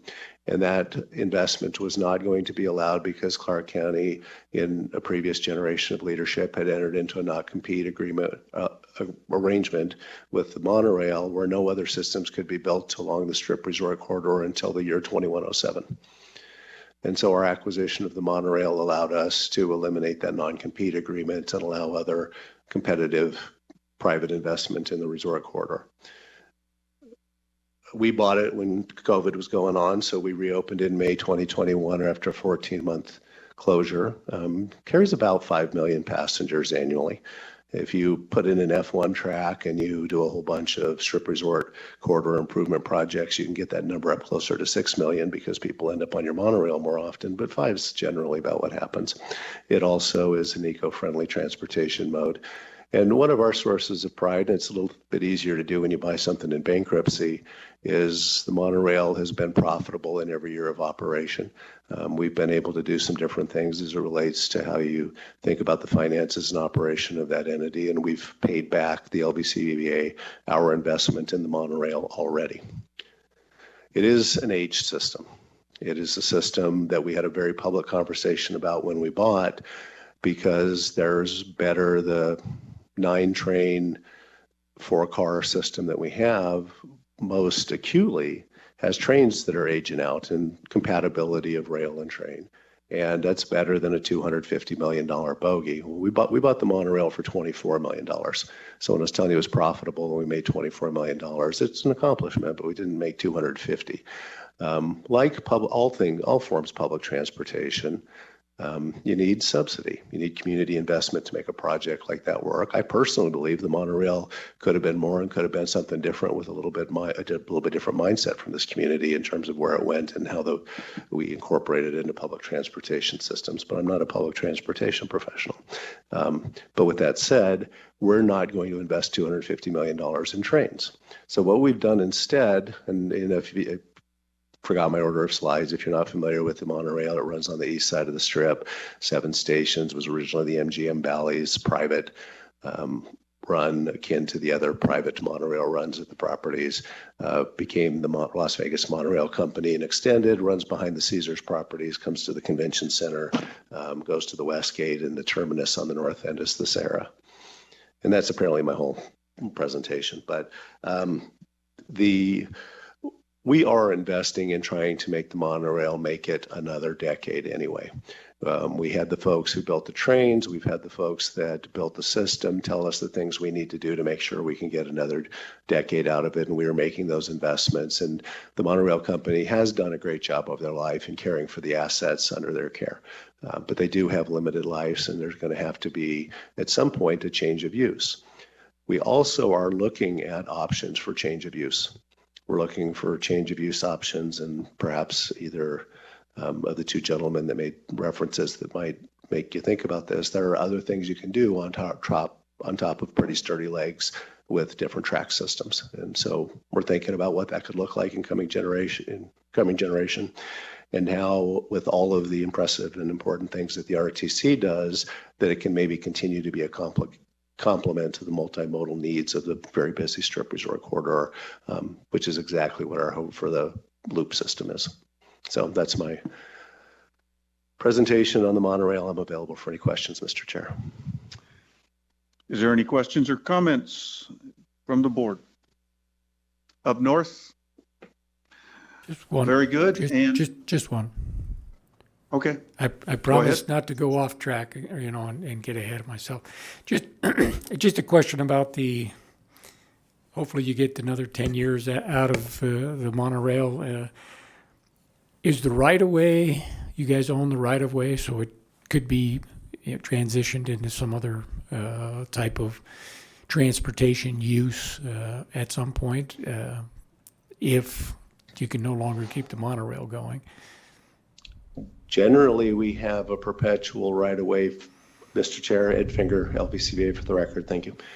Generally, we have a perpetual right of use for the current use of the monorail. Alternate use will involve a number of things, including the engineering and thought process about what we put on top of those tracks, but it'll also involve partnership and shared interest from the Strip properties who have granted us those right-of-way uses for the current monorail operations. So you don't own all of the right-of-way outright with the purchase? Not without approvals from the Strip properties. Okay, thank you. For alternate use, yep. Yes, sir. Well, and with that, I think we're good. Is that the end of your presentation, Mr. Finger? It is, Mr. Chair. Thank you very much. I really appreciate it. And with that, we're going to move on to agenda item 6, presentation on regional rail planning and alignment with infrastructural developments within the state. And for that, we're Mr. Crisley, Director of Aviation, and Brian Holt, Senior Director of Aviation, both with the Clark County Aviation Department. Please go ahead when you're ready, and please remember to state your name for the record so that we can keep track of what's going on. Thank you. Thank you, Mr. Chair. Jim Crisley, I am the Director of Aviation for Clark County Department of Aviation, and with me is Brian Holt, Senior Director of Aviation with the department as well. For those, as we get the slides up, for those of you who don't know, we own and operate 5 airports within the Clark County system, which includes Harry Reid, our only commercial service airport, but that also does include 4 general aviation airports to include Henderson, North Las Vegas, Overton Perkins, as well as Gene Sport. With that, we were asked today to come in and give an update on where we are in our transformation plan. And we do plan on focusing on our commercial service to include Harry Reid in our future airport. But to discuss that, I'm going to go through the big picture as it says here, then I'll pass it over to Bryant to talk about some of the details on how it relates directly to this group on the connectivity to and from our airport system. So we do see our big picture transformation as 3 separate projects, the first being a maximization, a connection, and then an expansion. The maximization project focuses on Harry Reid proper. We have 2,800 acres. We have 4 runways. We are fully encroached. There's no ability to add any additional runways at Harry Reid Airport. Therefore, it is on us. It's prudent on us. We need to maximize every square inch of that 2,800 acres to ensure it operates as safely and efficiently as possible. So with that in, we've brought on a planning consultant to help us plan the modernization of our facilities. So this includes replacement of A and B gates at Terminal 1, as well as trying to rebalance our traffic between Terminal 1 and Terminal 3 Currently, we have about 75% of our traffic goes through Terminal 1. For those of you who've come to the curb on a Sunday morning, you know what I mean. It's very congested. And only 25% is currently at Terminal 3.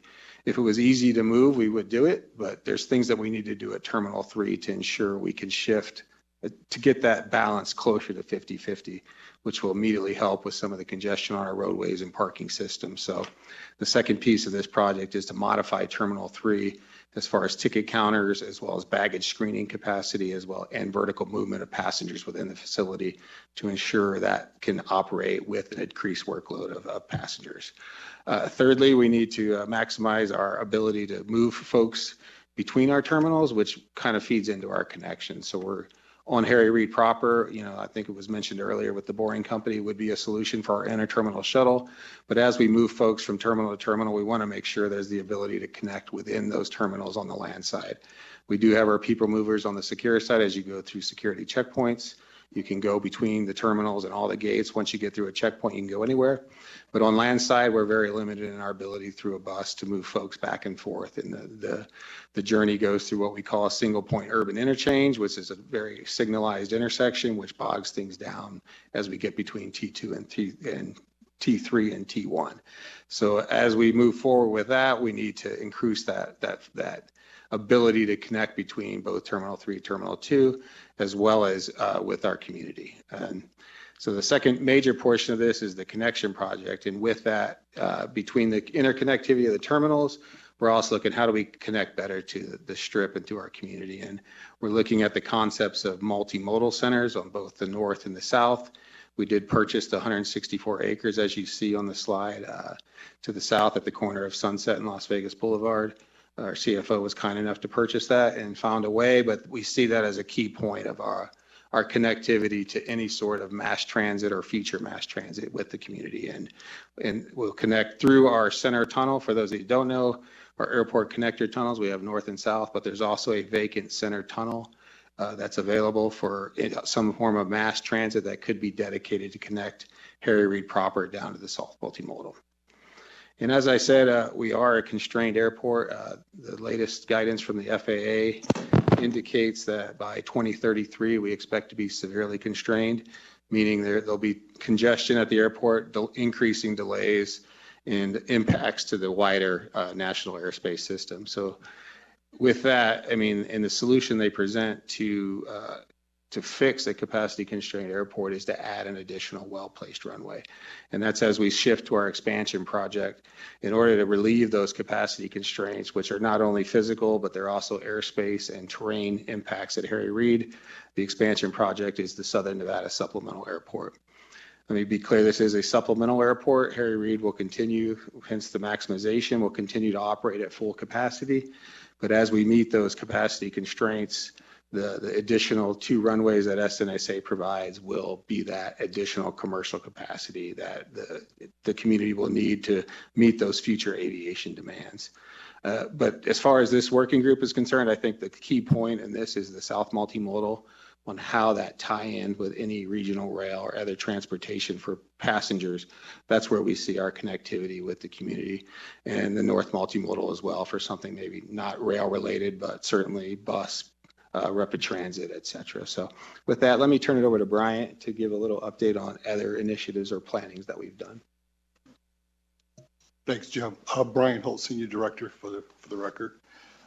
Just to piggyback on what Jim was saying in terms of, the connectivity, big picture, really ties in both the roads as well as our, interconnections through the type of transportation modes. So we saw the North Multimodal and the South Multimodal being a very essential part. We really think that all of the modes of transportation can interface through these facilities. So the North, which is going to be our first multimodal out of the gate, is going to kind of serve as some of the relief parking and some of the interfacing with some of the TNCs. You may be familiar with the Uber and Lyft type of operations. I think the South Multimodal, though, is going to serve up as really what we call the most centerpiece of our multimodal, because not only will it integrate with our multimodals for the South Supplemental Airport, but also the potential of tying into a interface, not necessarily a direct connecting with Brightline, but there will be a soft interface with the Brightline activity. It also, as part of our conceptual plan, we looked at some of the aspirational goals that the RTC had with high capacity subways running from the Brightline station up to Las Vegas. We see that as really being another component in which the soft multimodal could serve in that capacity. Light rail, as well as the bus rapid transit, would be instrumental in interfacing with the soft multimodal. We went through an exercise conceptually really to look at all the different mass transits. We looked at high-speed train, regional train, subway train, light rail train, as well as the bus rapid transit, and then looked at the same sort of aspirational overview that the RTC did, which looks at what applications can be applied where. So when you think about interfacing with the airport, while we think that there's still an opportunity to adopt some of the boring concepts, a mass transit connectivity like a subway system would be essential, at least from the soft multimodal perspective. Some of the light rail that's above on grade would also be an avenue that can come into the soft multimodal. We see the bus rapid transit being the primary concept, though, after opening day, to serve as that mass corridor down the soft Las Vegas Boulevard to the South Supplemental Airport as being essential. It would be accompanied with a mass, or what we call express lane, and then sort of secondary lanes that would stop off at each of the major interchanges along the South Las Vegas corridor. So I think one of the things that people question is what are we going to do as far as connectivity to the supplemental airport? When we go into opening day, our goal is to really utilize the Gene interchange. There'll be buses that will take people down, get off at the Gene interchange, and then go to the airport. That +5, when we start getting into a more higher increased volume, we do see that shift going to the South Las Vegas Boulevard. And again, we have some concepts that looked at utilizing the South multimodal, South Las Vegas Boulevard using the BRT bus rapid transit as the primary mode of transportation that would interface with the South multimodal. So we didn't want to get into too many more details other than open it up for questions and seeing where the advisory group wanted to take the conversation, and we can fill it in from there. Thank you very much. And with that, is there any questions here? Commissioner Jones. Sorry, I'm chatty today. So speaking to the connectivity with the SNSA, can you talk about discussions you have had or plan to have with Brightline, given that their rail line is going to run right past the airport? Yep. And then just generally, I've made this comment before, privately and privately, planning for a future in which you're using I-15 accessing the Gene off-ramp for 5 years into existence of SNSA, we need to have a better solution than that. Yeah, Brian Holt, for the record. All of our studies would indicate that if we did opening day with the Gene interchange, we'll satisfy that condition. However, going long term, obviously that wouldn't be the best solution. Interfacing and discussing with Brightline, as I said, Brightline has a certain application. It is a high-speed rail. It is not a commuter rail or regional transportation rail. So it is a completely different product.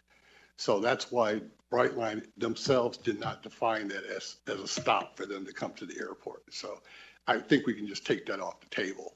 What we really want to look at is what's going to be advantageous for our travelers and our passengers who get off at the airport to get a timely connectivity to the South multimodal, because they're a different application. They'll have luggage and they have a different travel experience. So I know that the Gene isn't the most desirable, but when you think about it in opening day, it is the most feasible and most cost effective.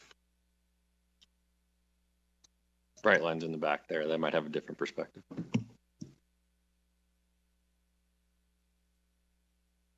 Any other questions down here? And with that, we'll go up north. Doesn't look like any questions up here. Okay, and barring Mr. Mortensen butting in, if he wants to, he's more than welcome to. But barring that, I thank you very much for your presentation and look forward to continuing the conversation. And with that, we're finished with item 6 and moving on to item 7, presentation on regional rail transit development, including its alignment with transportation needs and projects across the state. And to present this item, we have Tara Frank, transportation planner and analyst, and Eric Sheets, senior project manager, both with both of them with the Nevada Department of Transportation. And additionally, down here, Sarah Watterson with Brightline West will be joining at the podium. So, and with that, the floor is yours.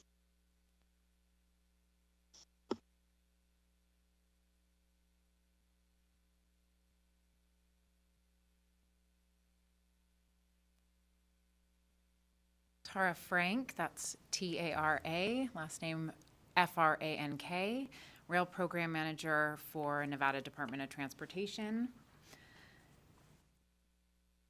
We will be presenting an overview of NDOT's rail program today. First, NDOT has been involved in rail for decades, working with host railroads and collaborating with other partners. NDOT's role has included maintaining rail plans as well as cooperating with railroad owners to ensure a cohesive partnership between rail and highway interactions. The program is codified by Nevada Revised Statute, or NRS, historically Chapter 705, covering both railroads and monorail. NRS Chapter 705, Section 421, addresses the state plan for service by rail, a federal requirement of the U.S. Department of Transportation, or USDOT. Nevada's state rail plan is updated regularly, every several years by NDOT, and made available to the Federal Rail Administration, or FRA, the Federal Highways Administration, or FHWA, and to the general public. Here we'll take a look at our mission statement: help fostering the development of statewide rail corridors to enable the improved connectivity of passenger rail between communities, and to add to the success of the local economies throughout the state while ensuring regional involvement, support, and participation, with the understanding that an efficient passenger rail transportation system has the potential to reduce wear and tear along the state's roadways while also improving the safety of its population. In 2024, dedicated staff were added to the rail program, catalyzing NDOT into a more proactive role within rail. It is worth noting that while NRS codifies language regarding rail, high-speed rail, and NDOT's role in its relation thereto, the program receives no state funding. The program is currently funded through a couple of FRA grants, as well as the State Planning and Research Program, also known as SPR. The SPR program is also federally funded. Looking at one of these grants currently received by NDOT, the Corridor Identification and Development Program, commonly referred to as the CID program. The CID program is a comprehensive intercity passenger rail planning program, which is focused on identifying key corridors that require development or improvement to facilitate the economic growth, improve the mobility, and enhance the overall quality of life for residents and businesses. The FRA initially awards grantees like NDOT Step 1 funds to develop a scope, schedule, and cost estimate to prepare an in-depth statement of work for each corridor. The program is designed to bring a corridor to fruition, from project conception to full preparation for construction. A key component of the CID program is engaging and coordinating with stakeholders to ensure the needs of the corridor are addressed during the planning process. Local and regional partnerships are critical to the success of the corridor's development. The program does not fund the capital projects. Rather, once a corridor has progressed through all 3 steps of the CID program, construction of a corridor is then eligible for other federal funding through FRA and other US DOT grant programs. Keeping this overview of the CID program in mind, we'll take a look at our current rail projects. The Brightline West project is currently under construction between Las Vegas and Los Angeles. It is funded by NDOT's Federal State Partnership, or FSP grant, among other funding sources. Typically, a CID project would precede construction of a corridor. But with the FSP grant already awarded and Brightline construction underway, the FRA asked NDOT to apply for a CID grant in coordination with the Brightline West project. NDOT's Brightline West grant is for Step 1 scoping, which is 100% federally funded and designed to develop a scope, schedule, and budget for an FRA statement of work. Additionally, NDOT was awarded a nationally significant multimodal freight and highway projects program grant funds, also known as infra funds, through the FRA to complete environmental clearances, design, and construction of corridor-based improvements on the Union Pacific Railroad's, or UP's, network, the Elko Amtrak station, and the UP Elko Yard in rural Elko, Nevada. The project will enhance Amtrak and UP's flexibility, efficiency, velocity, and operating capacity, and support future rail operations and growth through Elko on the overland route, which runs from the San Francisco Bay Area to Omaha, Nebraska. As mentioned earlier, NRS Chapter 705-421 maintains that NDOT develop a state rail plan for rail service, which is a federal requirement as outlined in the Code of Federal Regulations, Part 266, Section 15, Requirements for State Rail Plan. Section 11315 of the Fixing America's Surface Transportation Act of 2015, FAST Act, made changes to the federal requirements, specifying that state-approved rail plans be submitted every 4 years for acceptance by FRA. Nevada's most recent state rail plan was released in 2021 and is due for an update. Rail program staff will begin working on an update once a new federal transportation bill has been authorized. This will allow NDOT to incorporate any potential changes into this update. NDOT is also a committed partner to the Washoe RTC-led feasibility study on which Jim Gee presented earlier today, researching commuter rail options between Reno and the Tahoe-Reno Industrial Center. Looking forward, it is anticipated that FRA will release another round of discretionary CID program funding, likely in the fall of 2026. NDOT rail program staff meets monthly with Utah Transit Authority in preparation for the pursuit of a grant for the Desert Wind Corridor, which is between Las Vegas and Salt Lake City.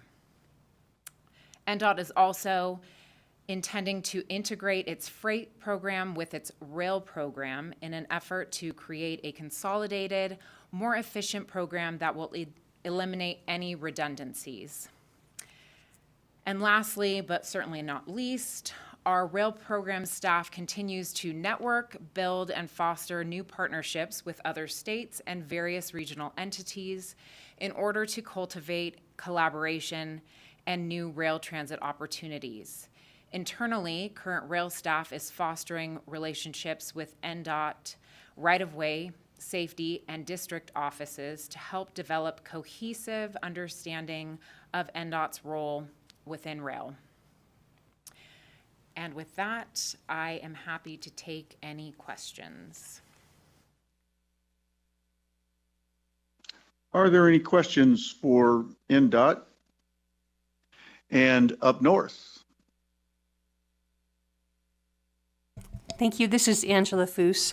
And I work at the City of Reno. Just one thing that's come to our attention in the past couple of years when we deal with rail, and this is more on a broader scale, when new development comes, there's an existing railroad line, the development has to trigger some improvements to that crossing. The local jurisdiction gets tasked with forever maintaining that crossing.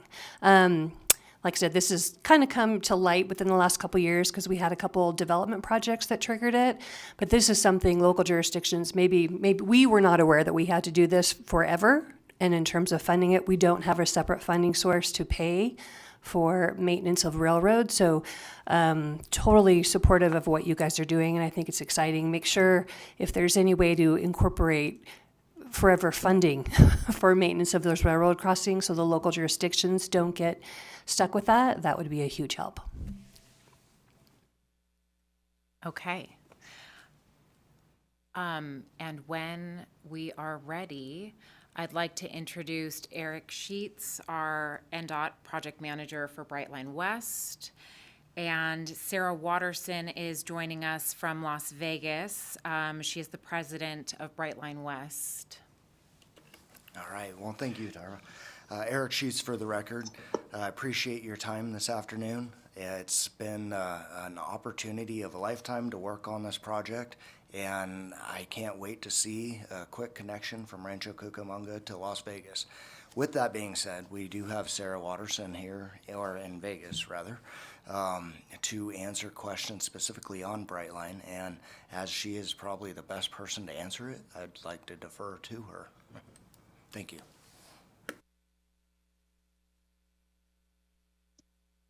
Looks like you're on the hot seat, Ms. Watterson. Good afternoon, everyone. Sarah Watterson for the record. I'm happy to give a short update or answer questions. Yeah, okay. So many of you, I think, are familiar with Brightline. It's a 220-mile high-speed system connecting Las Vegas to Southern California. I think to the comment made earlier, helpful to know we have no at-grade crossings. And so happy to talk more about that separately, but it's a fully barrier enclosed corridor, mostly in the median of Interstate 15 through partnerships with Caltrans and NDOT and the Bureau of Land Management, allowing us to reach true high speeds of over 186 miles per hour, taking a trip that, would often be, twice as long as what our trip is at about 2 hours. We came here just over 5 years ago, and work to obtain all of the right-of-way, all of the private land for the stations. The stations will be in Las Vegas, in the high desert in California, and in Rancho Cucamonga, then linking to the regional rail of Metrolink in Southern California, connecting directly to LA's Union Station. We obtained all of that land and right-of-way. We obtained our permits. We were successful in our partnership with NDOT in obtaining a $3 billion federal grant through the Fed State Partnership Grant in 2024. And most recently, about a year ago, we raised about $2.5 billion of private financing that we could use to match against that grant to advance engineering and start executing some of our construction contracts, especially those early works contracts that we wanted to work on where the test track would be.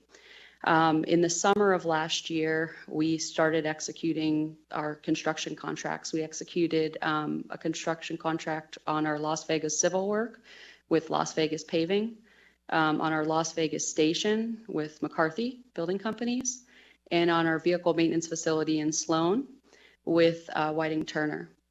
Work on all three of those contracts has started, predominantly early works to get ready, to get ahead of the game, to finish our design. Las Vegas Civil, for instance, is about 100% complete with all of its design at this point, as with the station, almost on the vehicle maintenance facility as well. And then the final contract we signed, which was actually in May of 2024, was with our rolling stock provider that's building our 10 train sets, and that's with Siemens. Those first 2 train sets are going to be built in Germany, where there's going to be a technology transfer. They're actually bringing folks over to establish basically a training and technical program in Germany, and then we'll use that training know-how in a facility they're building in upstate New York to build the remaining 8 train sets, and then hopefully any train sets that we order beyond that, and any other high-speed train sets that will be built by Siemens in America.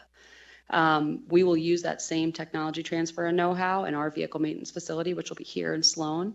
And so we will, hire our own folks that are going to be doing all of the repairs and maintenance. Basically everything except for the repair of the full train itself will be done in that facility and with a team of our own folks and our own, know-how built out here. The main thing that we are working on right now is executing our remaining contracts. We have 9 total contracts, and so those remaining ones are in the works right now as we advance engineering and are able to culminate those. And then the main final milestone is the rest of the financing. In September of this past year, we applied for a RIF loan through the federal program called Build America Bureau. It's under USDOT. We applied for a $6 billion loan, and we are working with them hopefully on a 1Q timeline for our early stage approvals that we would take to be able to go out and raise the remainder of the private money. They've been really good partners, as obviously everyone working here has been as well. I think we all, I'm encouraged, having heard about everything on the RTC and commuter rail and everything that's being worked on. I don't get to sit in these meetings all the time, and I wish I could. But I'm encouraged to see everything that's going on. And so we've been very fortunate to feel that same spirit of partnership from the federal administration as well. And so they've been very supportive of working with us to obtain this RIF loan. That's a critical component of our financing, and critical both in terms of obtaining the financing as well as on the timeline that we're working with them on. With all of that in mind, we are working on an end of 2029 opening date. We had hoped, to be open by the Olympics when we had originally applied for the federal grant in 2023. That was beginning of 2023.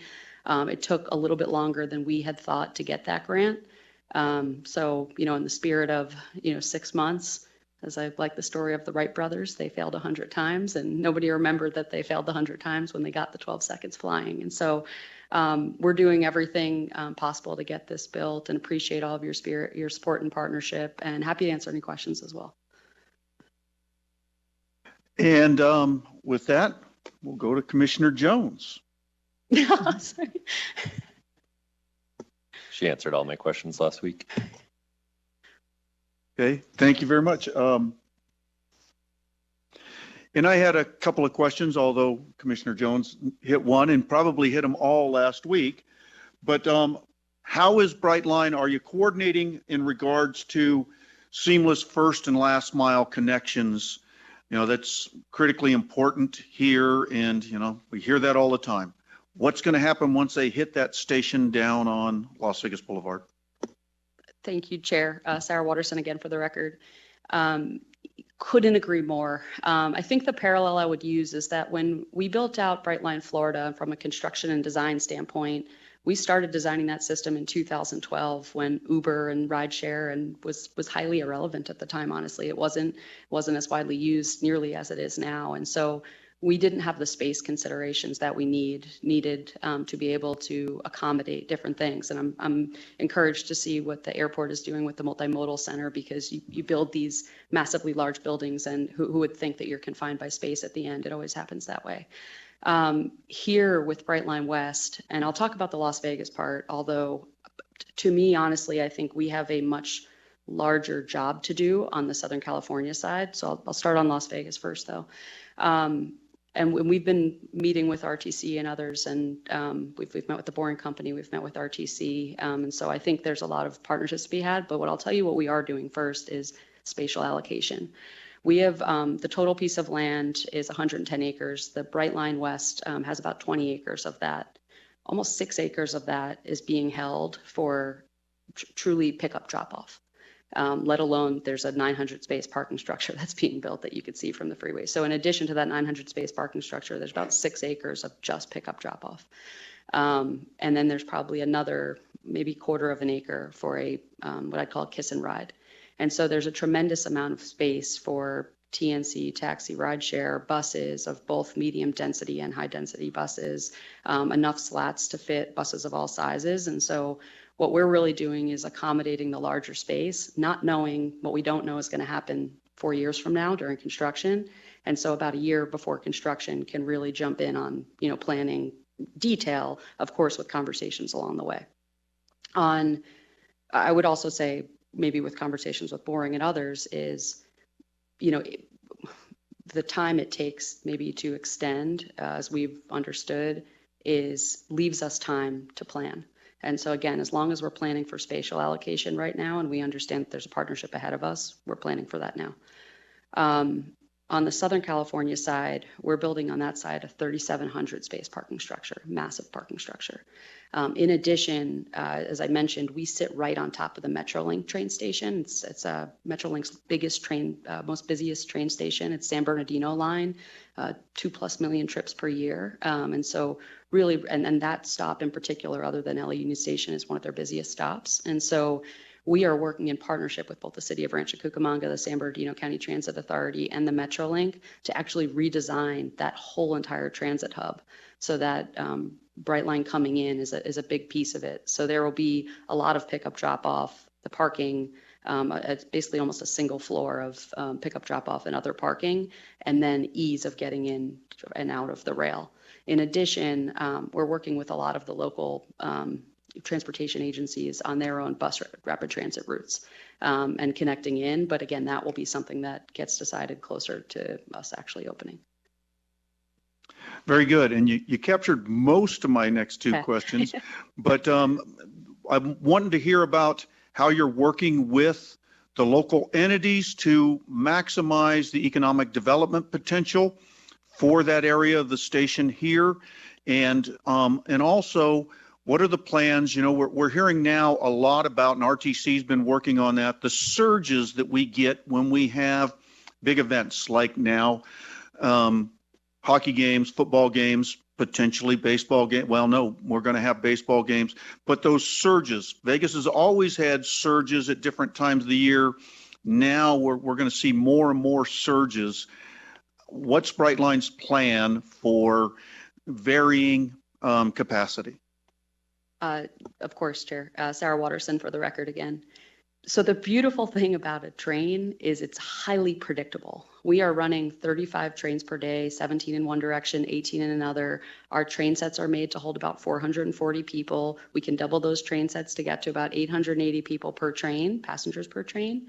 And we're only going one way in, one way out. And so our surges, if you will, even if a full bus is full, it's about 880 patrons coming out of our station and needing to get into vehicles. That is a large number, so I'm not suggesting that's a small number by any means, but it's a predictable amount of people. I should also mention that the way that Brightline books our customers is you booked a reserved seat. Through that information, we ask, where are you going? Is there any way we can help on your first and last mile transportation? We've learned in Florida, we've actually tested full-scale first and last mile services that we've had ourselves in Florida. And so I'll give you an example, just a parallel. In Florida right now, we do an immense amount of business taking people to and from sporting events. Formula One last year, we were their #1 partner in terms of direct transportation, taking in patrons to our Aventura station and then getting them via shuttle to the Hard Rock. We do that with a buzzer beater train for the Miami Heat Arena, where we know if you're coming from West Palm Beach, you get to our Miami station, you get off, you get into a bus or walk. You have the opportunity to walk and go to either Miami Marlins or go to Miami, the Heat Arena, depending on where you're going. And so we expect it to be no different here. If there's going to be Raiders fans coming here for a large scale event, there can't be more than 880 coming in an hour. I wish there could, but they come. We have large-scale buses that we can partner with RTC and others, but have availability for it and get them to the stadium, get them safely back, hopefully after they stay for a night. Sorry. Thank you. And the other part was about working with the local entities about capturing the maximum amount of economic development and opportunities for economic development and driving that in that area out there. Yes, of course. Sarah Watterson again for the record. So I don't know what the exact opportunities are going to be here. I'd be lying if I said all the economic opportunities that would come.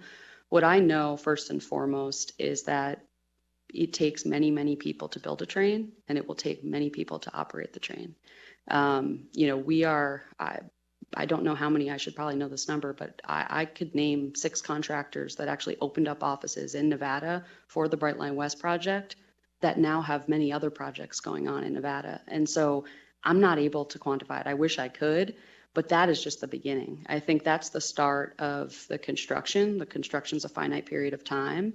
And then, you have a 20-acre anchor with ample real estate around it that could be developed for many things beyond that, and many services with our, neighboring businesses around us. And so I would love to be able to quantify the exact number. I could tell you what the studies say, but I don't think that's worth, I don't think that's worth it. But I could know that there's already concrete opportunities today, and there's going to be more tomorrow. Thank you very much. And with that, we'll go up north. No question. And Mr. Mortensen, I just want to make sure that you have the opportunity. No, sir. I'm good. Well, thank you very much. And thank you, Ms. Sorry about that, Watterson. And with that, that takes us into our final agenda item 8, public comment. So there's multiple ways, again, just like we talked about in the beginning, in person, by phone, by email. And with that, we'll open up down here first in Southern Nevada. Is there anybody wishing to make a public comment? And none appearing, we'll move up to Carson City. And none appearing. AVH, is there anybody on the phone lines? Thank you, Chair. The public line is open and working. We have no callers at this time. And once again, I want to say thank you all for your attendance here and for helping facilitate a meeting that we got done way ahead of what we planned. And I really appreciate the engagement. And with that, we're adjourned.